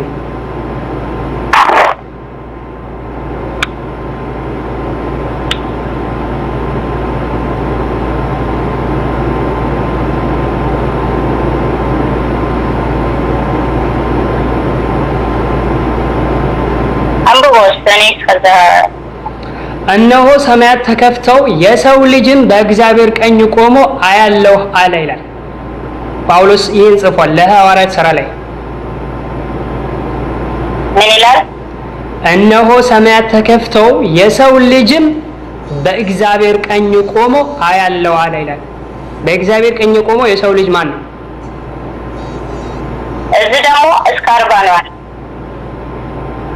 እስከ 40 ነው። ሐዋርያት ሥራ ምዕራፍ 50 ምዕራፍ 7 ምዕራፍ 7 እስከ 40 ነው።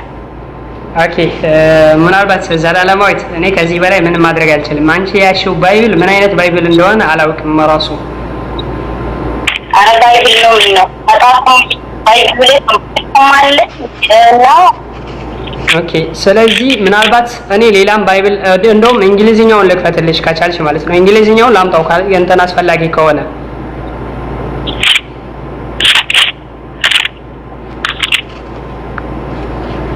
አስፈላጊ ከሆነ እንደውም አረብኛውንም ባይብል ከፍቼ ሊው ችግር የለውም ማለት ነው። ያንቺው ባይብል ግን ምን አይነት ባይብል እንደሆነ አላውቅም ወይስ ምንድነው ግራ ገብቶኛል ራሱ። እሺ አሁን እሺ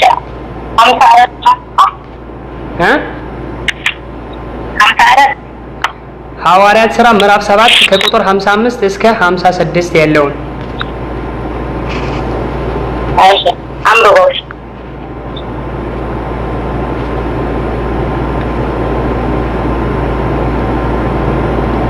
እነሆ ሰማያት ተከፍተው የሰው ልጅን በእግዚአብሔር ቀኝ ቆሞ አያለው አለ ይላል። እሺ እዚህ ላይ በእግዚአብሔር ቀኝ የቆመው የሰው ልጅ ማን ነው ነው? እዚህ ጋር ደግሞ አንተ የምትጣፈው አራት ላይ ማምጣም የተጣፈው ከ55 ጀምሬ ላነብልሽ ችግር የለውም። መንፈስ ቅዱስንም ተሞልቶ ወደ ሰማይ ትኩር ብሎ ሲመልከት የእግዚአብሔርንም ክብር ኢየሱስንም በእግዚአብሔር ቀኝ ቆሞ አየና እነሆ ሰማያት ተከፍተው የሰው ልጅን በእግዚአብሔር ቀኝ ቆሞ አያለው አለ ይላል። እንደ ሰው ልጅ አድርጎ ባታው አንተ ስለተፈጠረ ነው ኢየሱስ አልሞ እንደ ሰው አንተ ተፈጥሮ እንደ ሰው አንተ ተፈጥሮ ማለት መድርማት ለኛ ችግርን ስለተቀበለ ሰው ልጅ ዘላለማዊ ምላሽን አገኝቻለሁ። እንደ ሰው ልጅ ተፈጥሯል ካልሽ እኛ የምንለው ይሄንን ነው። ተፈጥሯል የሚለውን ቃል ከተጠቀምሽው ክርስቶስ እንደ ሰው ልጅ ከተፈጠረ ፍጡር ነው የምንለው። የተፈጠረ አካል ደግሞ አምላክ አይደለም። አምላክ ተፈጠረ አይባልምና ነው በቋንቋው የሚፈጠር ነገር አይደለም። ስለዚህ ክርስቶስ እንደ ሰው ልጅ ከተፈጠረ ክርስቶስ የተፈጠረ ነገር ሁሉ ደግሞ ምንድነው? ፍጡር ነው። ፍጡር ነው በቃ። ስለዚህ አንቺ የክርስቶስ እንደ ሰው ልጅ ተፈጥሯል ብለሽ ካመንሽ እኛም እንደዛ ነው የምንለው። እንደ ሰው ልጅ ተፈጥሯል ሰው ነው ብለን እናምናለን። አምላክ ደግሞ እንደ ሰው ልጅ የተፈጠረ ነገር አይደለም። ጥንትም የሚፈጠር ነገር አምላክ ነው ብዬ ነው እኔ አምላክ ነኝ ብዬ ነው እኔ አምላክ እኔ እኮ ከባይብል ማስረጃ ነው። ኦኬ አንቺ እኮ አታምኝም አይደለም እመኝም። እኔ ከማስረጃ ነው እያስረዳሁሽ ያለሁት። አንቺ ግን ዝም ብለሽ እንደው አምላክ ነው ብዬ አምናለሁ ብትይኝ ችግር የለም እኔ አልቃወምሽም። በዚህ አይደለም ክርክሬ። ነገር ግን ከማስረጃ አንፃር ነው እየሰጣሁሽ ያለሁት። ቅድም አንቺ እንዳልሽው ክርስቶስ እንደ ሰው ልጅ በሰው አምሳል ተፈጥሯል ብለሽ ካመንሽ የተፈጠረ ነገር ደግሞ አምላክ አይደለም ነው። በሰው አምሳል የሚፈጠር ነገር ጭራሽ ተፈጠረ የሚል ቃል ከተጠቀምሽለት የተፈጠረ ነገር ፍጡር እንጂ ፈጣሪ አይደለም። ፈጣሪ የሚፈጠር የተፈጠረ ነገር አይደለም።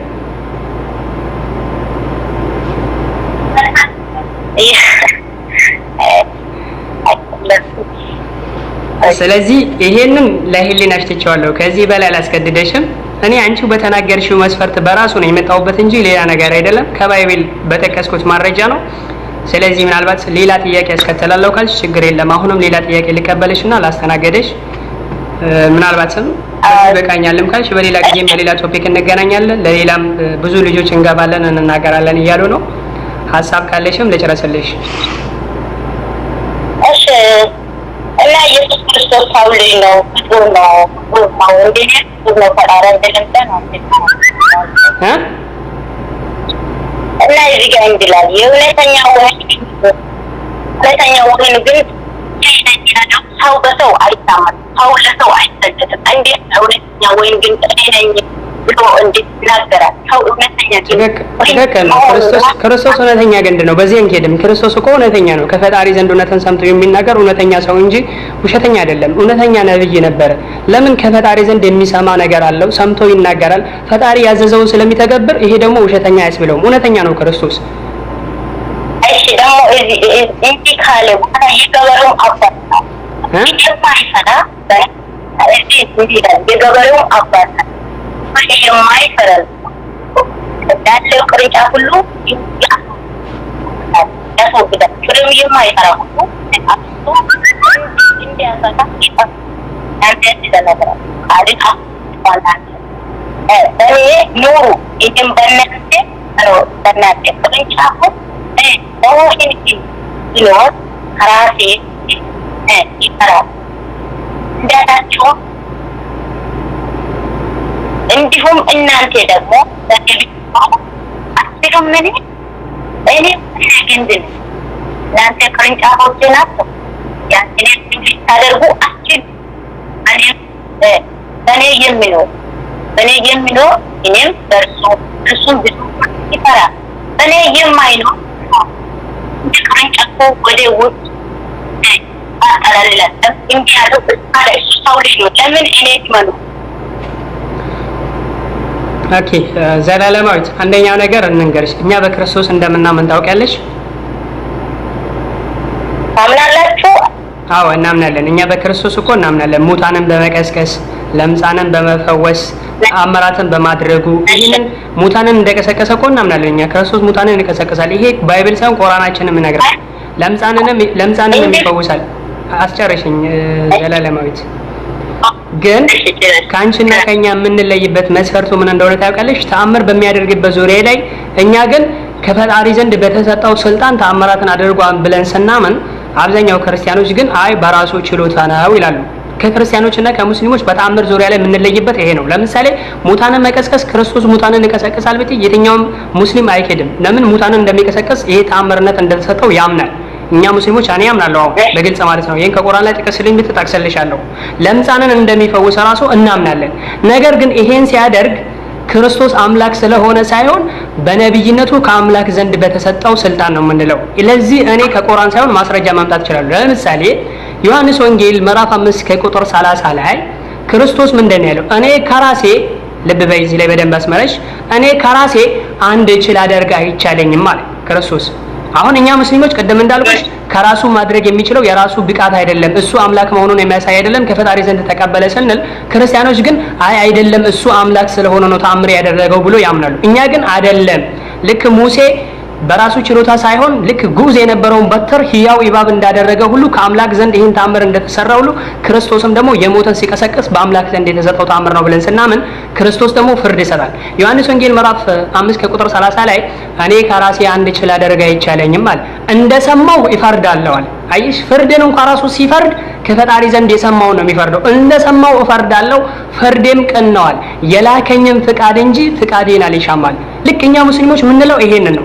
ክርስቶስ አምላክ የፈቀደለትን የአምላክን ትእዛዝ ይፈጽማል፣ አምላክ የሰጠውን ተአምራትን ያደርጋል፣ በራሱ ችሎታ አይደለም ብለን ስናምን፣ ክርስቲያኖች ግን አይ በራሱ ችሎታ ነው፣ በራሱ ብቃት ነው፣ እሱ አምላክ ስለሆነ ነው ይሄን ያደረገው ብሎ ያምናሉ። ልዩነቱ ይሄ ነው። ስለዚህ ግን ባይብሉን ስንፈትሸው ግን ክርስቶስ በራሱ ችሎታ ሳይሆን በአምላክ ፍቃድ ነው። ለምሳሌ አልዓዛርን ከሞት ባስነሳበት ታይም ላይ ክርስቶስ በአንደበቱ እዛ ቦታ ላይ ለነበሩ ሰዎች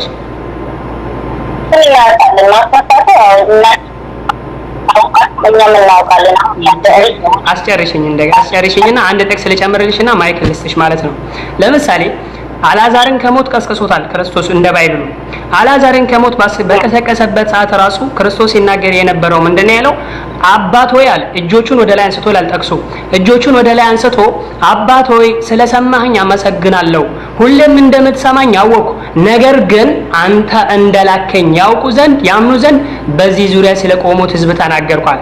ክርስቶስ በዛ ቦታ ላይ ለነበሩ ሰዎች እንኳን ራሱ እኔ አምላክ ሆኜ አልዓዛርን ያስወጣሁት በእኔ ብቃት ነው ሳይሆን ያለው እጆቹን ወደ ላይ አንስቶ አባት ሆይ ስለሰማኸኝ አመሰግናለሁ፣ ሁሉም እንደምትሰማኝ ያወቅሁ፣ ነገር ግን አንተ እንደላከኝ አምኑ ዘንድ በዚህ ዙሪያ ስለቆሙት ህዝብ ተናገርኳል። ስለዚህ ክርስቶስ ተአምራትን ሲያደርግ እንኳን ራሱ በአምላክ ፍቃድና አምላክን ተማጽኖ ያንን ጸሎቱን ደግሞ አምላክ ሲሰማው ተአምራትን እንደሚያደርግ የገለጸ እንጂ በራሴ ችሎታ እኔ አምላክ ስለሆንኩኝ ይሄን ሰራው አላለም። ልክ ዮሐንስ ወንጌል ምዕራፍ 5 ከቁጥር 30 ላይ እኔ ከራሴ አንድ ችል አደርግ አይቻለኝም ብሎ በግልጽ ነው የነገራቸው።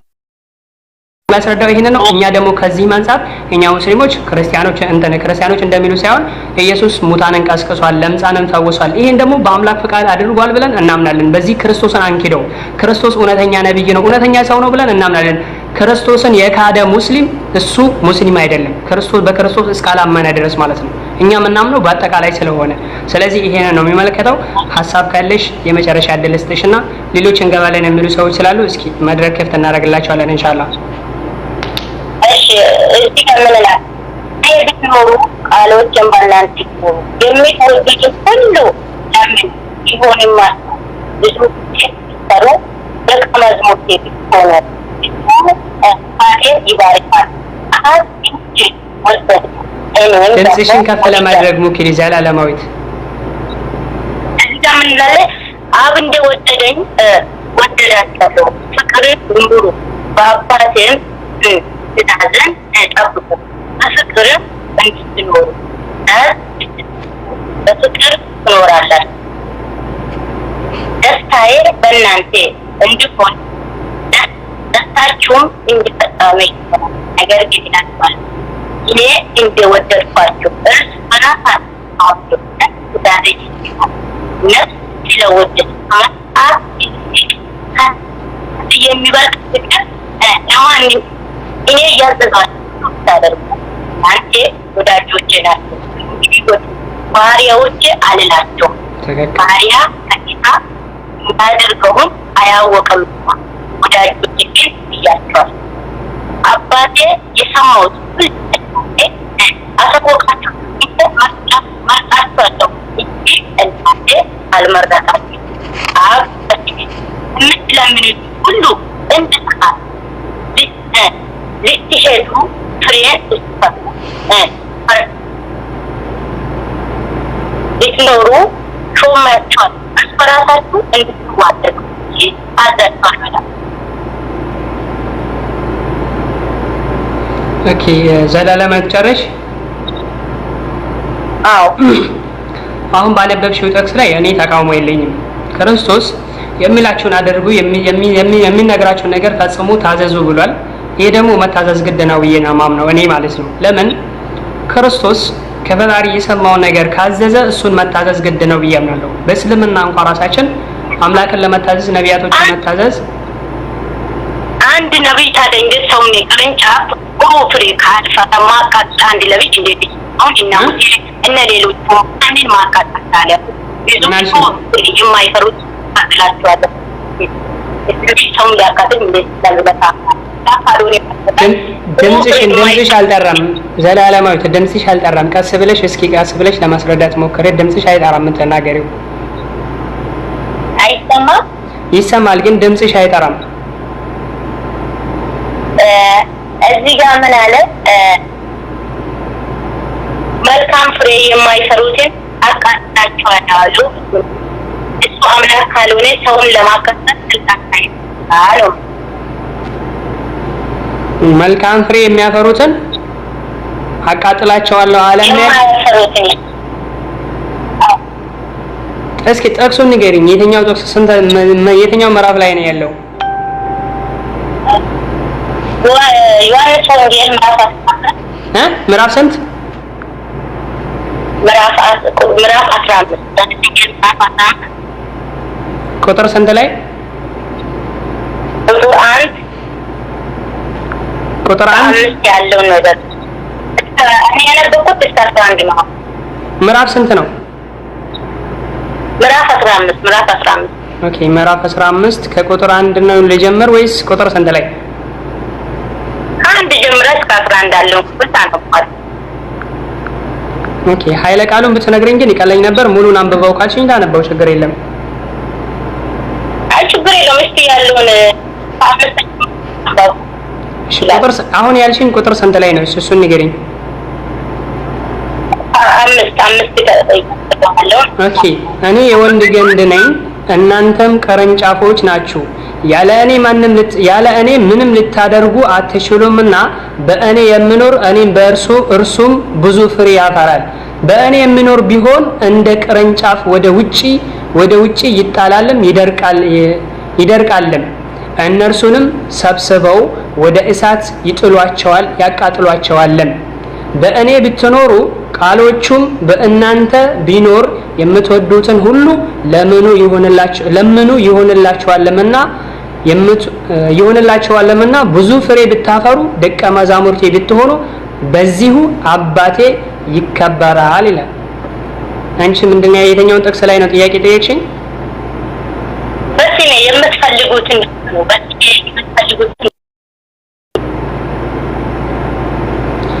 ክርስቶስ እዚህ ላይ ቁጥር ምናልባት ከቁጥር 6 ላይ ያለውን ጀምሬ ላንብብልሽ። በእኔ የሚኖር ቢሆን እንደ ቅርንጫፍ ወደ ውጪ ይጣላል ይደርቃልም እነርሱንም ሰብስበው ወደ እሳት ይጥሏቸዋል። በክርስቶስ ትእዛዝ ያልተቀመጠ የክርስቶስን ትእዛዝ ያልተገበረ እንደማለት ነው። ቀጥሎ ቁጥር 7 ላይ በእኔ ብትኖሩ ቃሎቼም በእናንተ ቢኖር የምትወዱትን ሁሉ ለምኑ ይሆንላችኋልምና ነው። በእኔ ብትኖሩ የምትወዱትን ሁሉ ለምኑ ነው የሚለው። ታዲያ በክርስቶስ ከኖረ አንድ ሰው የሚወደውን ሁሉ ቢለምን ምንድነው ችግሩ ነው? ለምን ክርስቶስ የፈጣሪን ትእዛዝ ካስተማረ ትክክለኛ ፈጣሪ የተናገረውን ከተናገረ ያንን የተገበረ ሰው ደግሞ በሱ ቢለምን ምንድነው ችግሩ?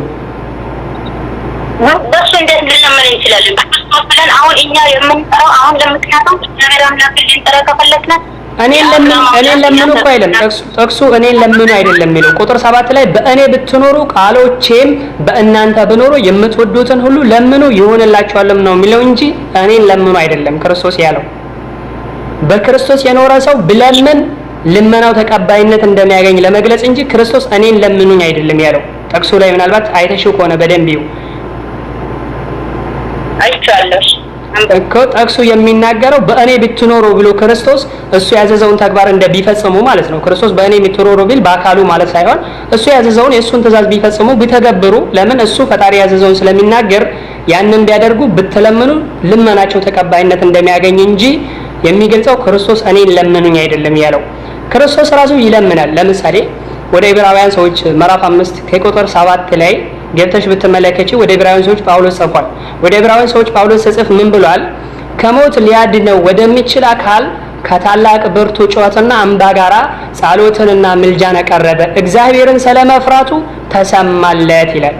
ክርስቶስ ከሞት ሊያድነው ወደሚችል አካል ወደ ማን ተጠርቷል? ወደ እግዚአብሔር ጸሎትንና ምልጃን አቀርቧል። እሱንም ከእንባ ጋራ ማለት ነው። ከእንባ ጋራ ጸሎትና ምልጃን አቀረበ፣ እግዚአብሔርን ስለመፍራቱ ተሰማለት ይላል። ክርስቶስ እግዚአብሔርን ይፈራ ነበር፣ ምልጃ ጸሎትን ወደ እግዚአብሔር ያቀርብ ነበር። ልክ እንደዛው በክርስቶስ ያመኑ ሰዎች ሲለምኑ ልመናቸው ተቀባይነት እንደሚያገኝ እንጂ ሌላ ነገር አይደለም ማለት ነው።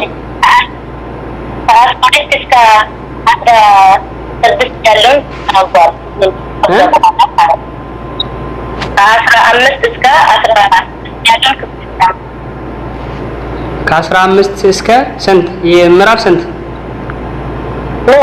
እዛው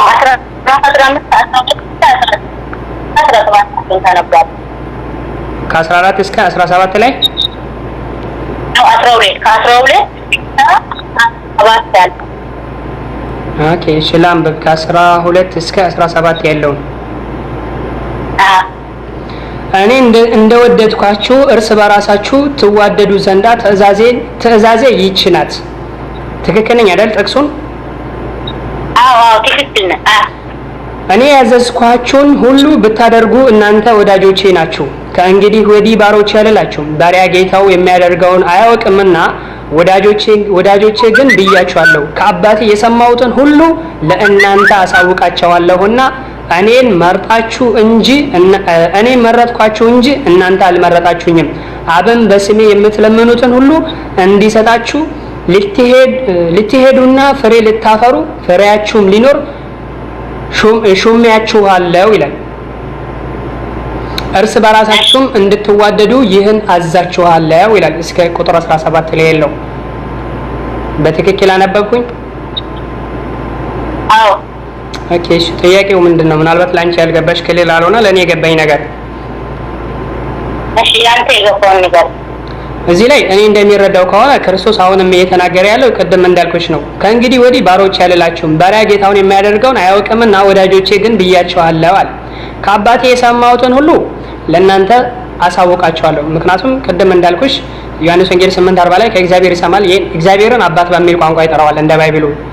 ይሄንን ቅድም ነግሬሻለሁ። አባት ብሎ የሚጠራው እግዚአብሔርን ነው። ክርስቶስ ሌላ አባት የለውም፣ ከጾታ አልተወለደም፣ ግን አባት ይለዋል። ምክንያቱም መልካም ሰዎችን በጠቅላላ ክርስቶስ አባት ብሎ እግዚአብሔርን ሲጠራቸው ለምሳሌ በማቴዎስ ወንጌል ምዕራፍ 5 ከቁጥር 9 ላይ የሚያሳድዷችሁንም የሚረግሟችሁንም መርቆ የሚያሳድዷችሁንም ይቅር ብትሉ የእግዚአብሔር ልጆች ትባላላችሁ ብሎ ሲገልጽ የእግዚአብሔር ልጆች የሚባሉት መልካም የሚያደርጉ ሲሆኑ በሌላ ጥቅስ ላይ ደግሞ ጾምን ስትጾሙ በሰማይ ላለው አባታችሁ ጾሙ ይላል።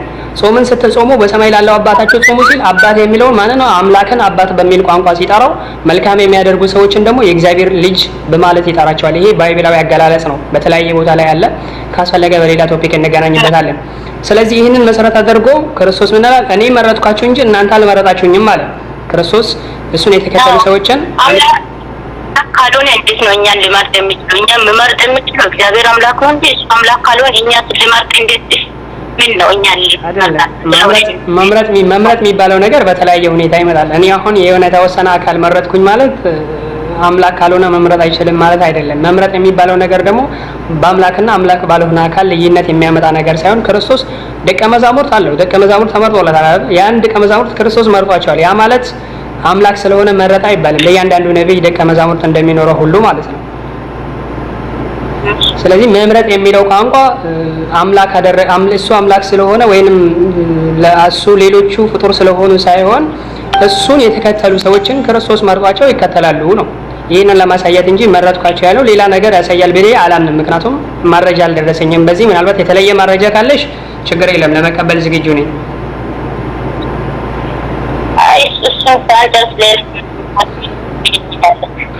እና እርስ በራሳቸውም እንድትዋደዱ ይህን አዛቸዋለሁ ብሎ ክርስቶስ ሰዎች እርስ በራሳቸው እንዲዋደዱ ፍቅር እንዲኖራቸው ትእዛዝን ሰጥቷል።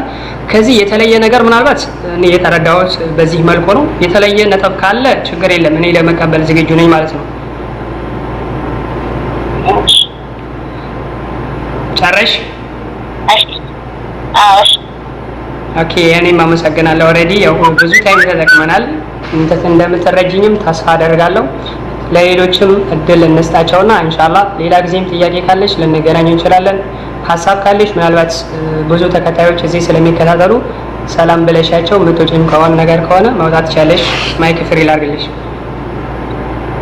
ሀሳብማ ምን ይዘው ያው የራሱ እምነት አንድ ሰው የራሱን ከማለት ነው የሰውን እምነት ማድረግ የሰጠም አንዳንድ ሰው የሚሳደቡት አለው። አሁን ብዙ ሰዎች የሚሳደቡት በጣም ምላቸው ነው አሉ። ሰውን መሳደብ የለበትም። እውነት እምነት ሰው የራሱን እምነት አለው። ግን እምነት ትክክል ነው። ሰው በውሸት መስበክ ውሸት መጻፍ ያልተጻፈውን በጣም ምክንያቱም ትክክለኛ ነገር መናገር አለበት። አሁን አንዳንዶቹ አሉ በሙስሊም የሚሆን በክርስቲያንም ያለ አግባብ ሰውን የሚሰድቡት እምነትን የሚሰድቡት ሰውን እንዳያሳድቡ ነው በዛ የሚኖሩትን ማስተማር ያው ምንም ምላቸው ነገር የለውም እና በሚቀጥለው ሰዓትም ወደ ያለን ኦኬ ዘላለማዊት እኔም እጅግ አድርጌ አመሰግናለሁ። በተለይ በጥሩ ስነ ምግባር አነጋጋሪሽና ከሌሎች በተለየ መልኩ ነው ያገኘሁሽ። እኔም ከልብ አመሰግናለሁ። መልካም ጊዜ ይሁንልሽ። በሌላ ጊዜም መገናኘት ከፈለግሽ ኢንሻአላህ እንገናኛለን። ያው በዚህ ልለይሽ ማለት ነው። እሺ በቃ እሺ እኔም አመሰግናለሁ።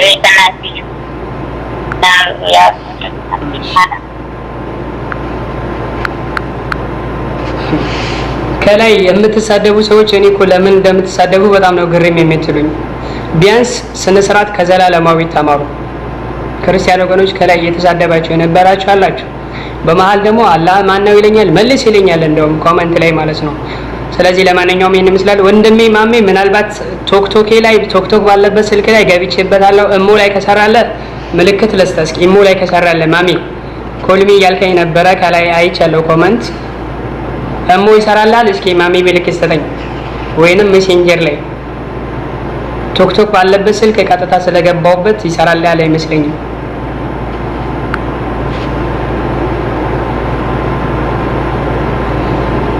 እጅግ አስገራሚ ወይንም ማሚ ምልክት ስጠኝ።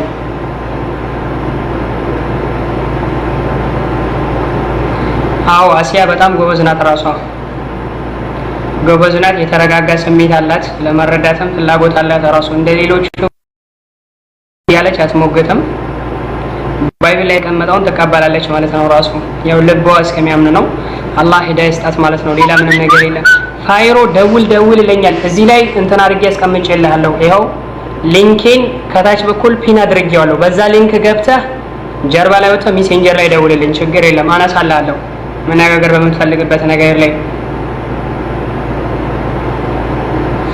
ኦኬ። አስወጣቸው። ረሱልን እንሳደባለሁ። ችግር የለም አስወጣቸዋለሁ። ቅድም አልተከታተልኩም ነበር። ነቢያቶችን የሚሳደብ አምላክን የሚሳደብ ካለ እኔ ያስወጣዋለሁ። ራሱ ግን በንግግር ቢዚ በሆንኩበት ሰዓት ልቤ ወረዛ እንዳይሄድ ነው ዝም ያልኩት። ማሚ ወጣ መሰለኝ። አይ ቲንክ ኮመንት ላይ ለመደወል ፈልጋለሁ ያልከው ወገናችን ምናልባት ደውል ብያለሁ። ራሱ ይኸው ፒን አድርጌዋለሁ። ሊንክ ይታያል አይደል? ፒን ባደረኩት ሊንክ ላይ ተቸርገውና ከዛ ወደ ጀርባው ሜሴንጀር ላይ ግባልኝ። ችግር የለም። በገባውበት ኢንቦክስ ላይ ብትገባ መመለስ አልችልም። ምክንያቱም ለመደወል አይሰራም፣ ሪካርድም ለማድረግ አይሰራም። ይሄ ያለውት ፔጅ ላይ ስለሆነ ቀጥታ ገባና እዚህ ፒን ባደረኩት ሊንክ ላይ ገባና ከዛ በኋላ ሜሴንጀር ላይ ደውልልኝ። ይቀበላለሁ። ችግር የለም። አው ይሳደቡ። በሌላ ነገር እንደው ብሎ ካላደረጋቸውም ይሳደቡ። ምን ይስደብ ምንም አያደርገኝም። እኛ ለእውነት እንጂ ለሌላ ነገር አይደለም። እና ይሄን ይመስላል። ለማንኛውም የነገ ማን ያውቃል? እስኪ ደውል፣ ካንተ ጋር እንነጋገር። ራሱ ሁሌ ገብተህ ትሳደባለህ። ና ግባና ደውለህ አስረዳን። በቃ ምንም ችግር የለም። የነገን ማን ያውቃል? እንደው ደውል፣ አንተ ደውል እስኪ። እዚህ የገባ ሁሌ ትሳደባለህ። እንደዚህ አይደለም ትለናለህ። ደውል አስረዳን። እሺ ኦኬ፣ ደውል አስረዳን።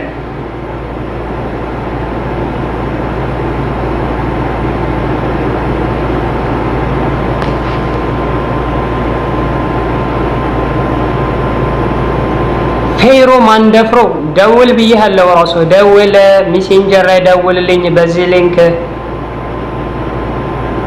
ፌሮ ማንደፍሮ አይደል? ኒክኔም እንደዛ መሰለኝ።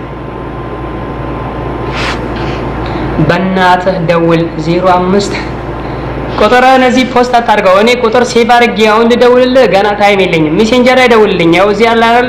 ፒን ያደረኩት ሊንክ አይታይም? ያ ጀማ ፒን ያደረኩት ሊንኩ አይታይም? የኔው ሊንክ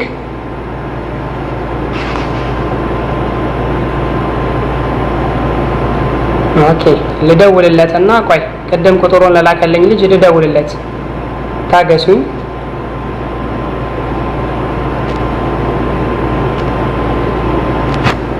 ኦኬ በእናትህ ደውልልኝ። ቢስሚላህ 5 8 9 7 1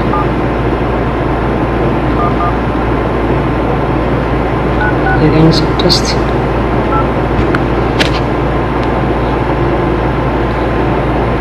አረጋዩ የመርያም ልጅ ኦኬ።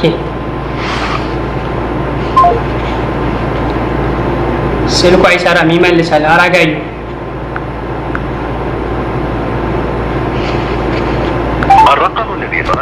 ምን አይነት ቁጥር ነው የላከልኝ? ቁጥሩ ዝግ ነው። ቀጥታ ስልኩ አይሰራም። አረጋዩ ቀጥታ ስልኬ አይሰራም። ራሱ ስደውልለት ዝግ ነው።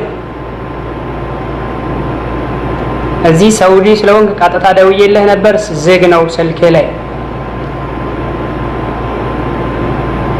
89 711 አረጋዩ የመርያም ልጅ ደውዬ ነበር፣ አይሰራም። ኦኬ ስለዚህ ሊንኩ ስለሚታይ በሊንኩ ደውልልኝ፣ ችግር የለም። ሙስሊም አይደለም ክርስቲያን ነው። አረጋዩ የመርያም ልጅ የምለው ክርስቲያን ነው፣ ከኒክኔሙ እንዳየሁት ማለት ነው። አንተ ደውልልኝ ወንድም ይለኛል። ፋይሮ ማንደፍሮ እኔ ልደውልልህ እኮ በስልኩ ገብቼበታለሁ። እንደገና አንተን ሰርች አድርጌ ከመፈለግ ሊንኩን ተጫነው፣ ፒን ያደረኩትን ሊንክ ተጫነውና ቀጥታ ይወስዳል። ምንም ችግር የለም። ይወስዳልና ሜሴንጀር ላይ ምልክት ስጠኝ፣ ከዛ እኔ መልስላለሁ እዚህ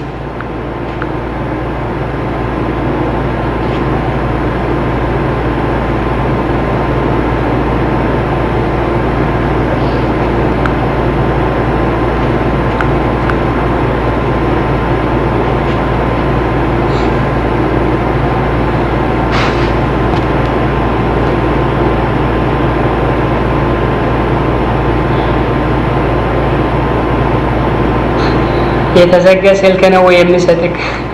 አዎ የተዘጋ ስልክ ነው። ምናልባት እሞ ፈልጎ ሊሆን ይችላል። ሳምሪ ቆንጆ እኔን አስገባኝ፣ ጥያቄ አለኝ። ኦኬ ፒን አድርገሽ ግቢልኝ። በዚህ ፒን ባደረኩት ሊንክ ሜሴንጀር ላይ ምልክት ስጪኝ፣ እኔ መልስልሻለሁ።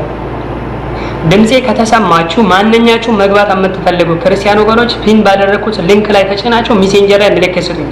ማናችሁም ችግር የለም፣ እኔ መልሳለሁ። ሙሐመድ የተነሳው 662 ዓመተ ምህረት እኮ ነው ይለኛል። ምንድነው ችግሩ? ለምን ትላንት አይነሱ? መነሳት ነው እንዲወሳኙ? ዓመተ ምህረት ነው እንዲወሳኙ? ግንዛቤ እንደዚህ ሳይሆን ግንዛቤን አስተካክለው። መቼ መነሳቱ ሳይሆን ቁም ነገሩ ተነስቶ አንዱን አምላክ ሰበከ ወይስ ራሱ እኔን አምልኩኝ ብሎ ሰበከ ነው። ይሄን ነው እንጂ ሊንኩ አይሰራም። እንዴት አይሰራም ሊንኩ? የኔ ሊንክ አይሰራም። ፒን ያደረኩት ሊንክ አይሰራም።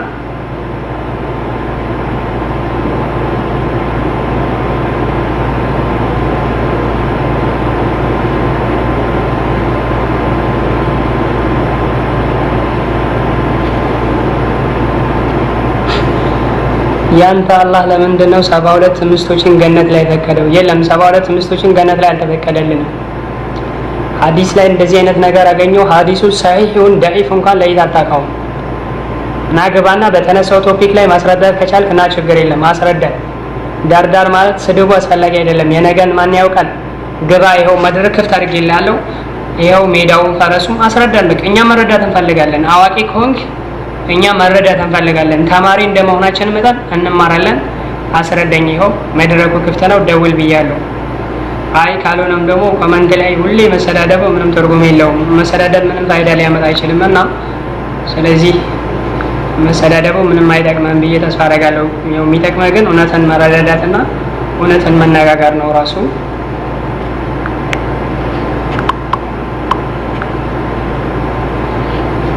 ኦኬ ብንት ኢየሩሳሌም አንድ ሜሴጅ መጥቶልኛል መሰለኝ። አይ ቲንክ ኦኬ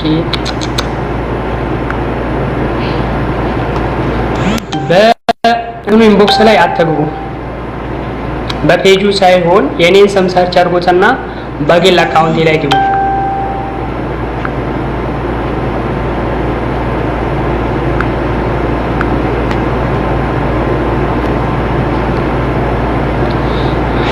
ወአለይኩም ሰላም ወራህመቱላሂ ወበረካቱሁ። አያተና ሰር አህመድ ወልዬ ወማሚ አቢት ኦኬ ሳራ ወልዬ አቢት። ስለዚህ ኢንሻአላህ በቃ በዚህ ለለያችሁ የሚደውል ሰው ከሌለ መድረኩን ክፍት አድርጌለታለሁ። በውስጥ መታችሁ እንነጋገር ያላችሁ ነበራችሁ። ልክ እንደ ዘላለማዊት ይኸው ተጋብዛችሁ ቀረቡ። መድረኩ ክፍት ነው። ከወጣው በኋላ ግን እንደዚህ ያደርጉልኝ ማለት ፈለገ። ሀና ሻሚ ነው ማን ነው? በፔጁ ኢንቦክስ ላይ አትግቡ ባካችሁ። እዛ ለመመለስ አይመችኝም ለመደወል። በግል አካውንት ገቡልኝ። ሁሌ በገባው ቁጥር እናገራለሁ። እኔ ምን ማድረግ እንዳለብኝ አላውቅም። ለማንኛውም በዚህ ጨርሻለሁ። ኖ ሞር ቻንስ። እንደው አንተ ደውል እስኪ፣ አንተ ደውል። ማሜ ወጥቷል መሰለኝ። አንተ ደውል እስኪ። ኖ ሞር ቻንስ። አንተ ቴሌግራም ላይ ማቀህ ነው አይደል? የተለየ አትመስለኝም። ሊንኩ አይሰራም ግን። ኦኬ ሊንኩ የማይሰራ ነገር ከሆነ ጠብቁኝ ነው።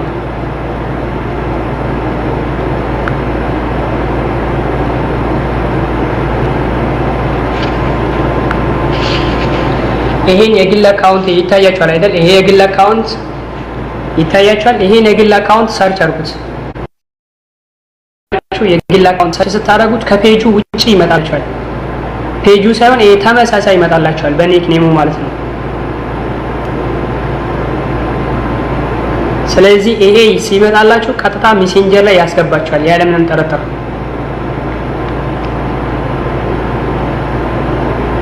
ይሄኛው ማለት ነው 4900 ምናምን ተከታይ ያለው እዚህ ላይ 4000 ምናምን ባለው ላይ ግቡ፣ በፔጁ ላይ አትግቡ።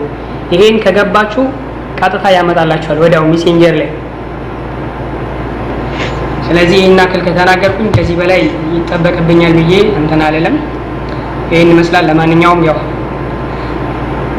ማሚ ሊንኩ አይሰራም። ኦኬ ሊንኩ ካልሰራ በቃ ምናልባት ለምን እንደማይሰራ አላውቅም ሊንኩ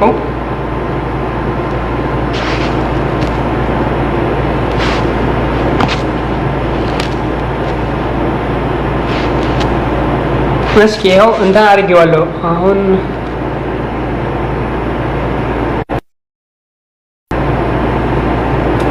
እሺ እንደገና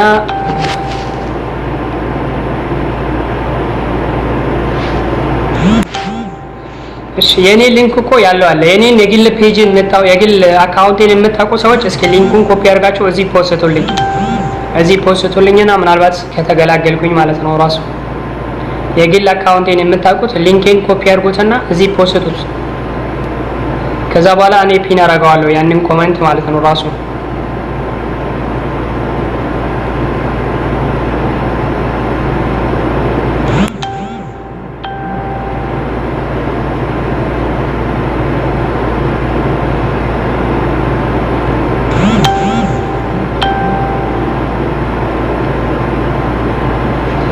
ሳምሪ ይሄ አይደለም ራሱ እንትን ላይ ፔጁን ቦክስ ላይ ገብተሽ ይሄ ነው ወይ ብለሽኛል። ይሄ አይደለም ከዚሁ ተመሳሳይ ሌላ አካውንት አለኝ እዛ ላይ ገብተሽ ኮሜንት ስጪኝና እዛ ላስገባሽ።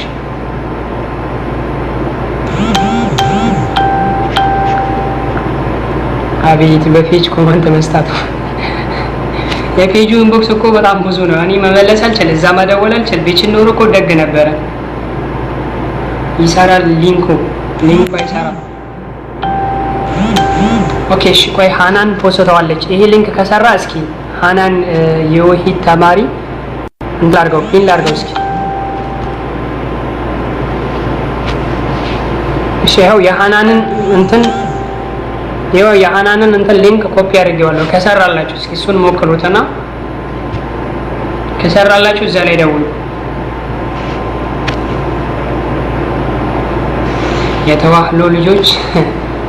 የተዋህዶ ልጆች ከእነዚህ ኢብድ ውሻ ፔጅ ምን ታረጋላችሁ? ውጡ። ብቻውን ለፍላፊ ይወጣል። እሱ ስለተከፈተ ምንም አያመጣም። ወጡ። ከራሳችን መምህራኖች ፔጅ ግቡ። ቶሎ ስራ አለብን። ፍጠኑ። ችግር የለም እኛ እናስገድደን። አስሚያ ተክሌ ውጡ። ምን ትሰራላችሁ? መጀመሪያ እውነት በሚናገርበት መቼ ትቆማለህ? እኔ እኮ እዛ ላይ ሄጄ ያለ ባይብል ማረጃ ኢየሱስ ጌታ ነው ቢል አሜን ትላለህ። አይን አውቃለሁ ጠንቀቄ ማለት ነው። አስሚያ ተክሌ እዛ ሄጄ እኮ ኢየሱስ ጌታ ነው ቢል አሜን ትላለህ። በማስረጃ ስንነጋገር ግን ውጡ ከሱ ፔጅ ትላለህ። ችግር የለም ማውጣት ትችላለህ። የፈለገ ሰው ብቻ ነው፣ ግዴታ የለም። ማንም ሰው አያስገድድም። በግዳጅ ሳይሆን እውነትን ለማረዳዳት ለመማማር ነው። ማስገደድ የለም። በየትኛውም እውነት ማስገደድ አይቻልም። ስለዚህ ከፔጅ ውጡ ብለህ ብትሰብክ ምን ብትል እኔ ስራዬ ነው። እውነትን መናገሬን አላቆምም። አንተ ግን የፈለግከው ሰው ማውጣት ትችላለህ። አንተን የሚከተል ማውጣት ትችላለህ። እኔ ግን እውነትን ማድረስ ነው ራሱ። ምን ነው በየቦታው ላይ እኮ ሙስሊሞችን ስትሳደብ ስታንቋሽሽ ያልሆነ ስም ስትለጥፍ ነበር። እኛ ግን በስነ ስርዓት ቀርበን ስንናገር እነዚህ ውሸታሞች እብዶች ምናምን ትላለህ። ችግር የለውም። እኛ ውሸታም አይደለንም፣ እብድም አይደለንም፣ ኖርማሊ ነን። ነገር ግን ውሸታምና እብድ ብሎ የሚሳደበው ሰው ራሱ ምን አይነት ህሊና እንዳለው ራሱን ፈትሽ። ይሄ ለኔ ጣጣ አይደለም ማለት ነው። ለማንኛውም ስለዚህ ከፔጁ ውጣ ብለህ ብትሰብክ እንኳን ራሱ መጀመሪያም ግቡ ብለናቸው ሳይሆን የሚገቡት ራሳቸው ንጹህ ህሊና ያላቸው ሰዎች ይገባሉ፣ እውነትን ይማራሉ፣ ያውቃሉ። ትክክል ከሆነ ይቀበላሉ፣ ትክክል ካልሆነ ይጥላሉ። እንዳንተው ግን እውነትን እንዳይሰሙ ውጡ ከዚህ እንደዚህ ሁኑ ወደ እንትና ሄዱ ማለት እንዴ መኪና እኮ አይደለም ሰውን እንዲህ እንደፈለከ ልትሾፈረው እንዴ። ምን ሰው እኮ አእምሮ አለው፣ ንጹህ ህሊና አለው። በዛ ህሊናው መመርመር መፈተሽ አለበት። ክርስቶስ እውነትን መርምሩ ነው ያለው እንጂ በጨፈን ብቻ እንትና ፔጅ ሂድ ማለት አይሰራም። እንድሪስ መሐመድ ይሄው ሊንኩን ፖስቶታል። እስኪ ሊንኩን ተሻርጋችሁ ግቡ። በዚህ መደወል ካልቻላችሁ ኦሬዲ ምንም ማድረግ አልችልም። በዚህ ልለያችሁ። አላህ ለሌሎችም ሂዳያ ይስጣቸው። ብዙ ልጆች አሉ በስነ ስርዓት በውስጥ መጥተው የሚያወሩ መናገር የሚፈልጉ አሉ። ሁላችሁም ዱዓ አድርጉላቸው፣ ወደ ቀኑ መንገድ አላህ ይምራቸው ማለት ነው። እነሱ በውሸት ቢያያዙ እኛ በእውነት እንያያዘዋለን፣ ችግር የለም። አንሰድብም፣ አናቆሽሽም፣ ሌላ ነገር አንናገርም። ነገር ግን በስነ ስርዓቱ በእውነቱ ማረጃና ጠቅሰን እንናገራለን። ያነበብነውን ያየነውን ያላነበብነውን ከኪሳችን እንዲያውጥተን እንትና ነው አንልም። ራሱ ከኪሳችን አናውጣም። ባይብል ላይ የተቀመጠውን ግን እንናገራለን። ምንም ችግር የለም። ቁርአን ላይና ባይብል ላይ የተቀመጠውን እናወራለን። በዚህ ቅር ያለው ሰው ካለ ደግሞ አይ ቅር ብሎኛል፣ ይሄ ትክክል አይደለም የሚለው ነገር ፋይሩ መንደብረው። እኔ ከዚህ በላይ ጮጋራዬ ይቸገረኛል። ደውል እያልኩ እኮ ጮጋራዬ ያለቀ። ጮጋራዬ አይቸግረኝም እንዴ?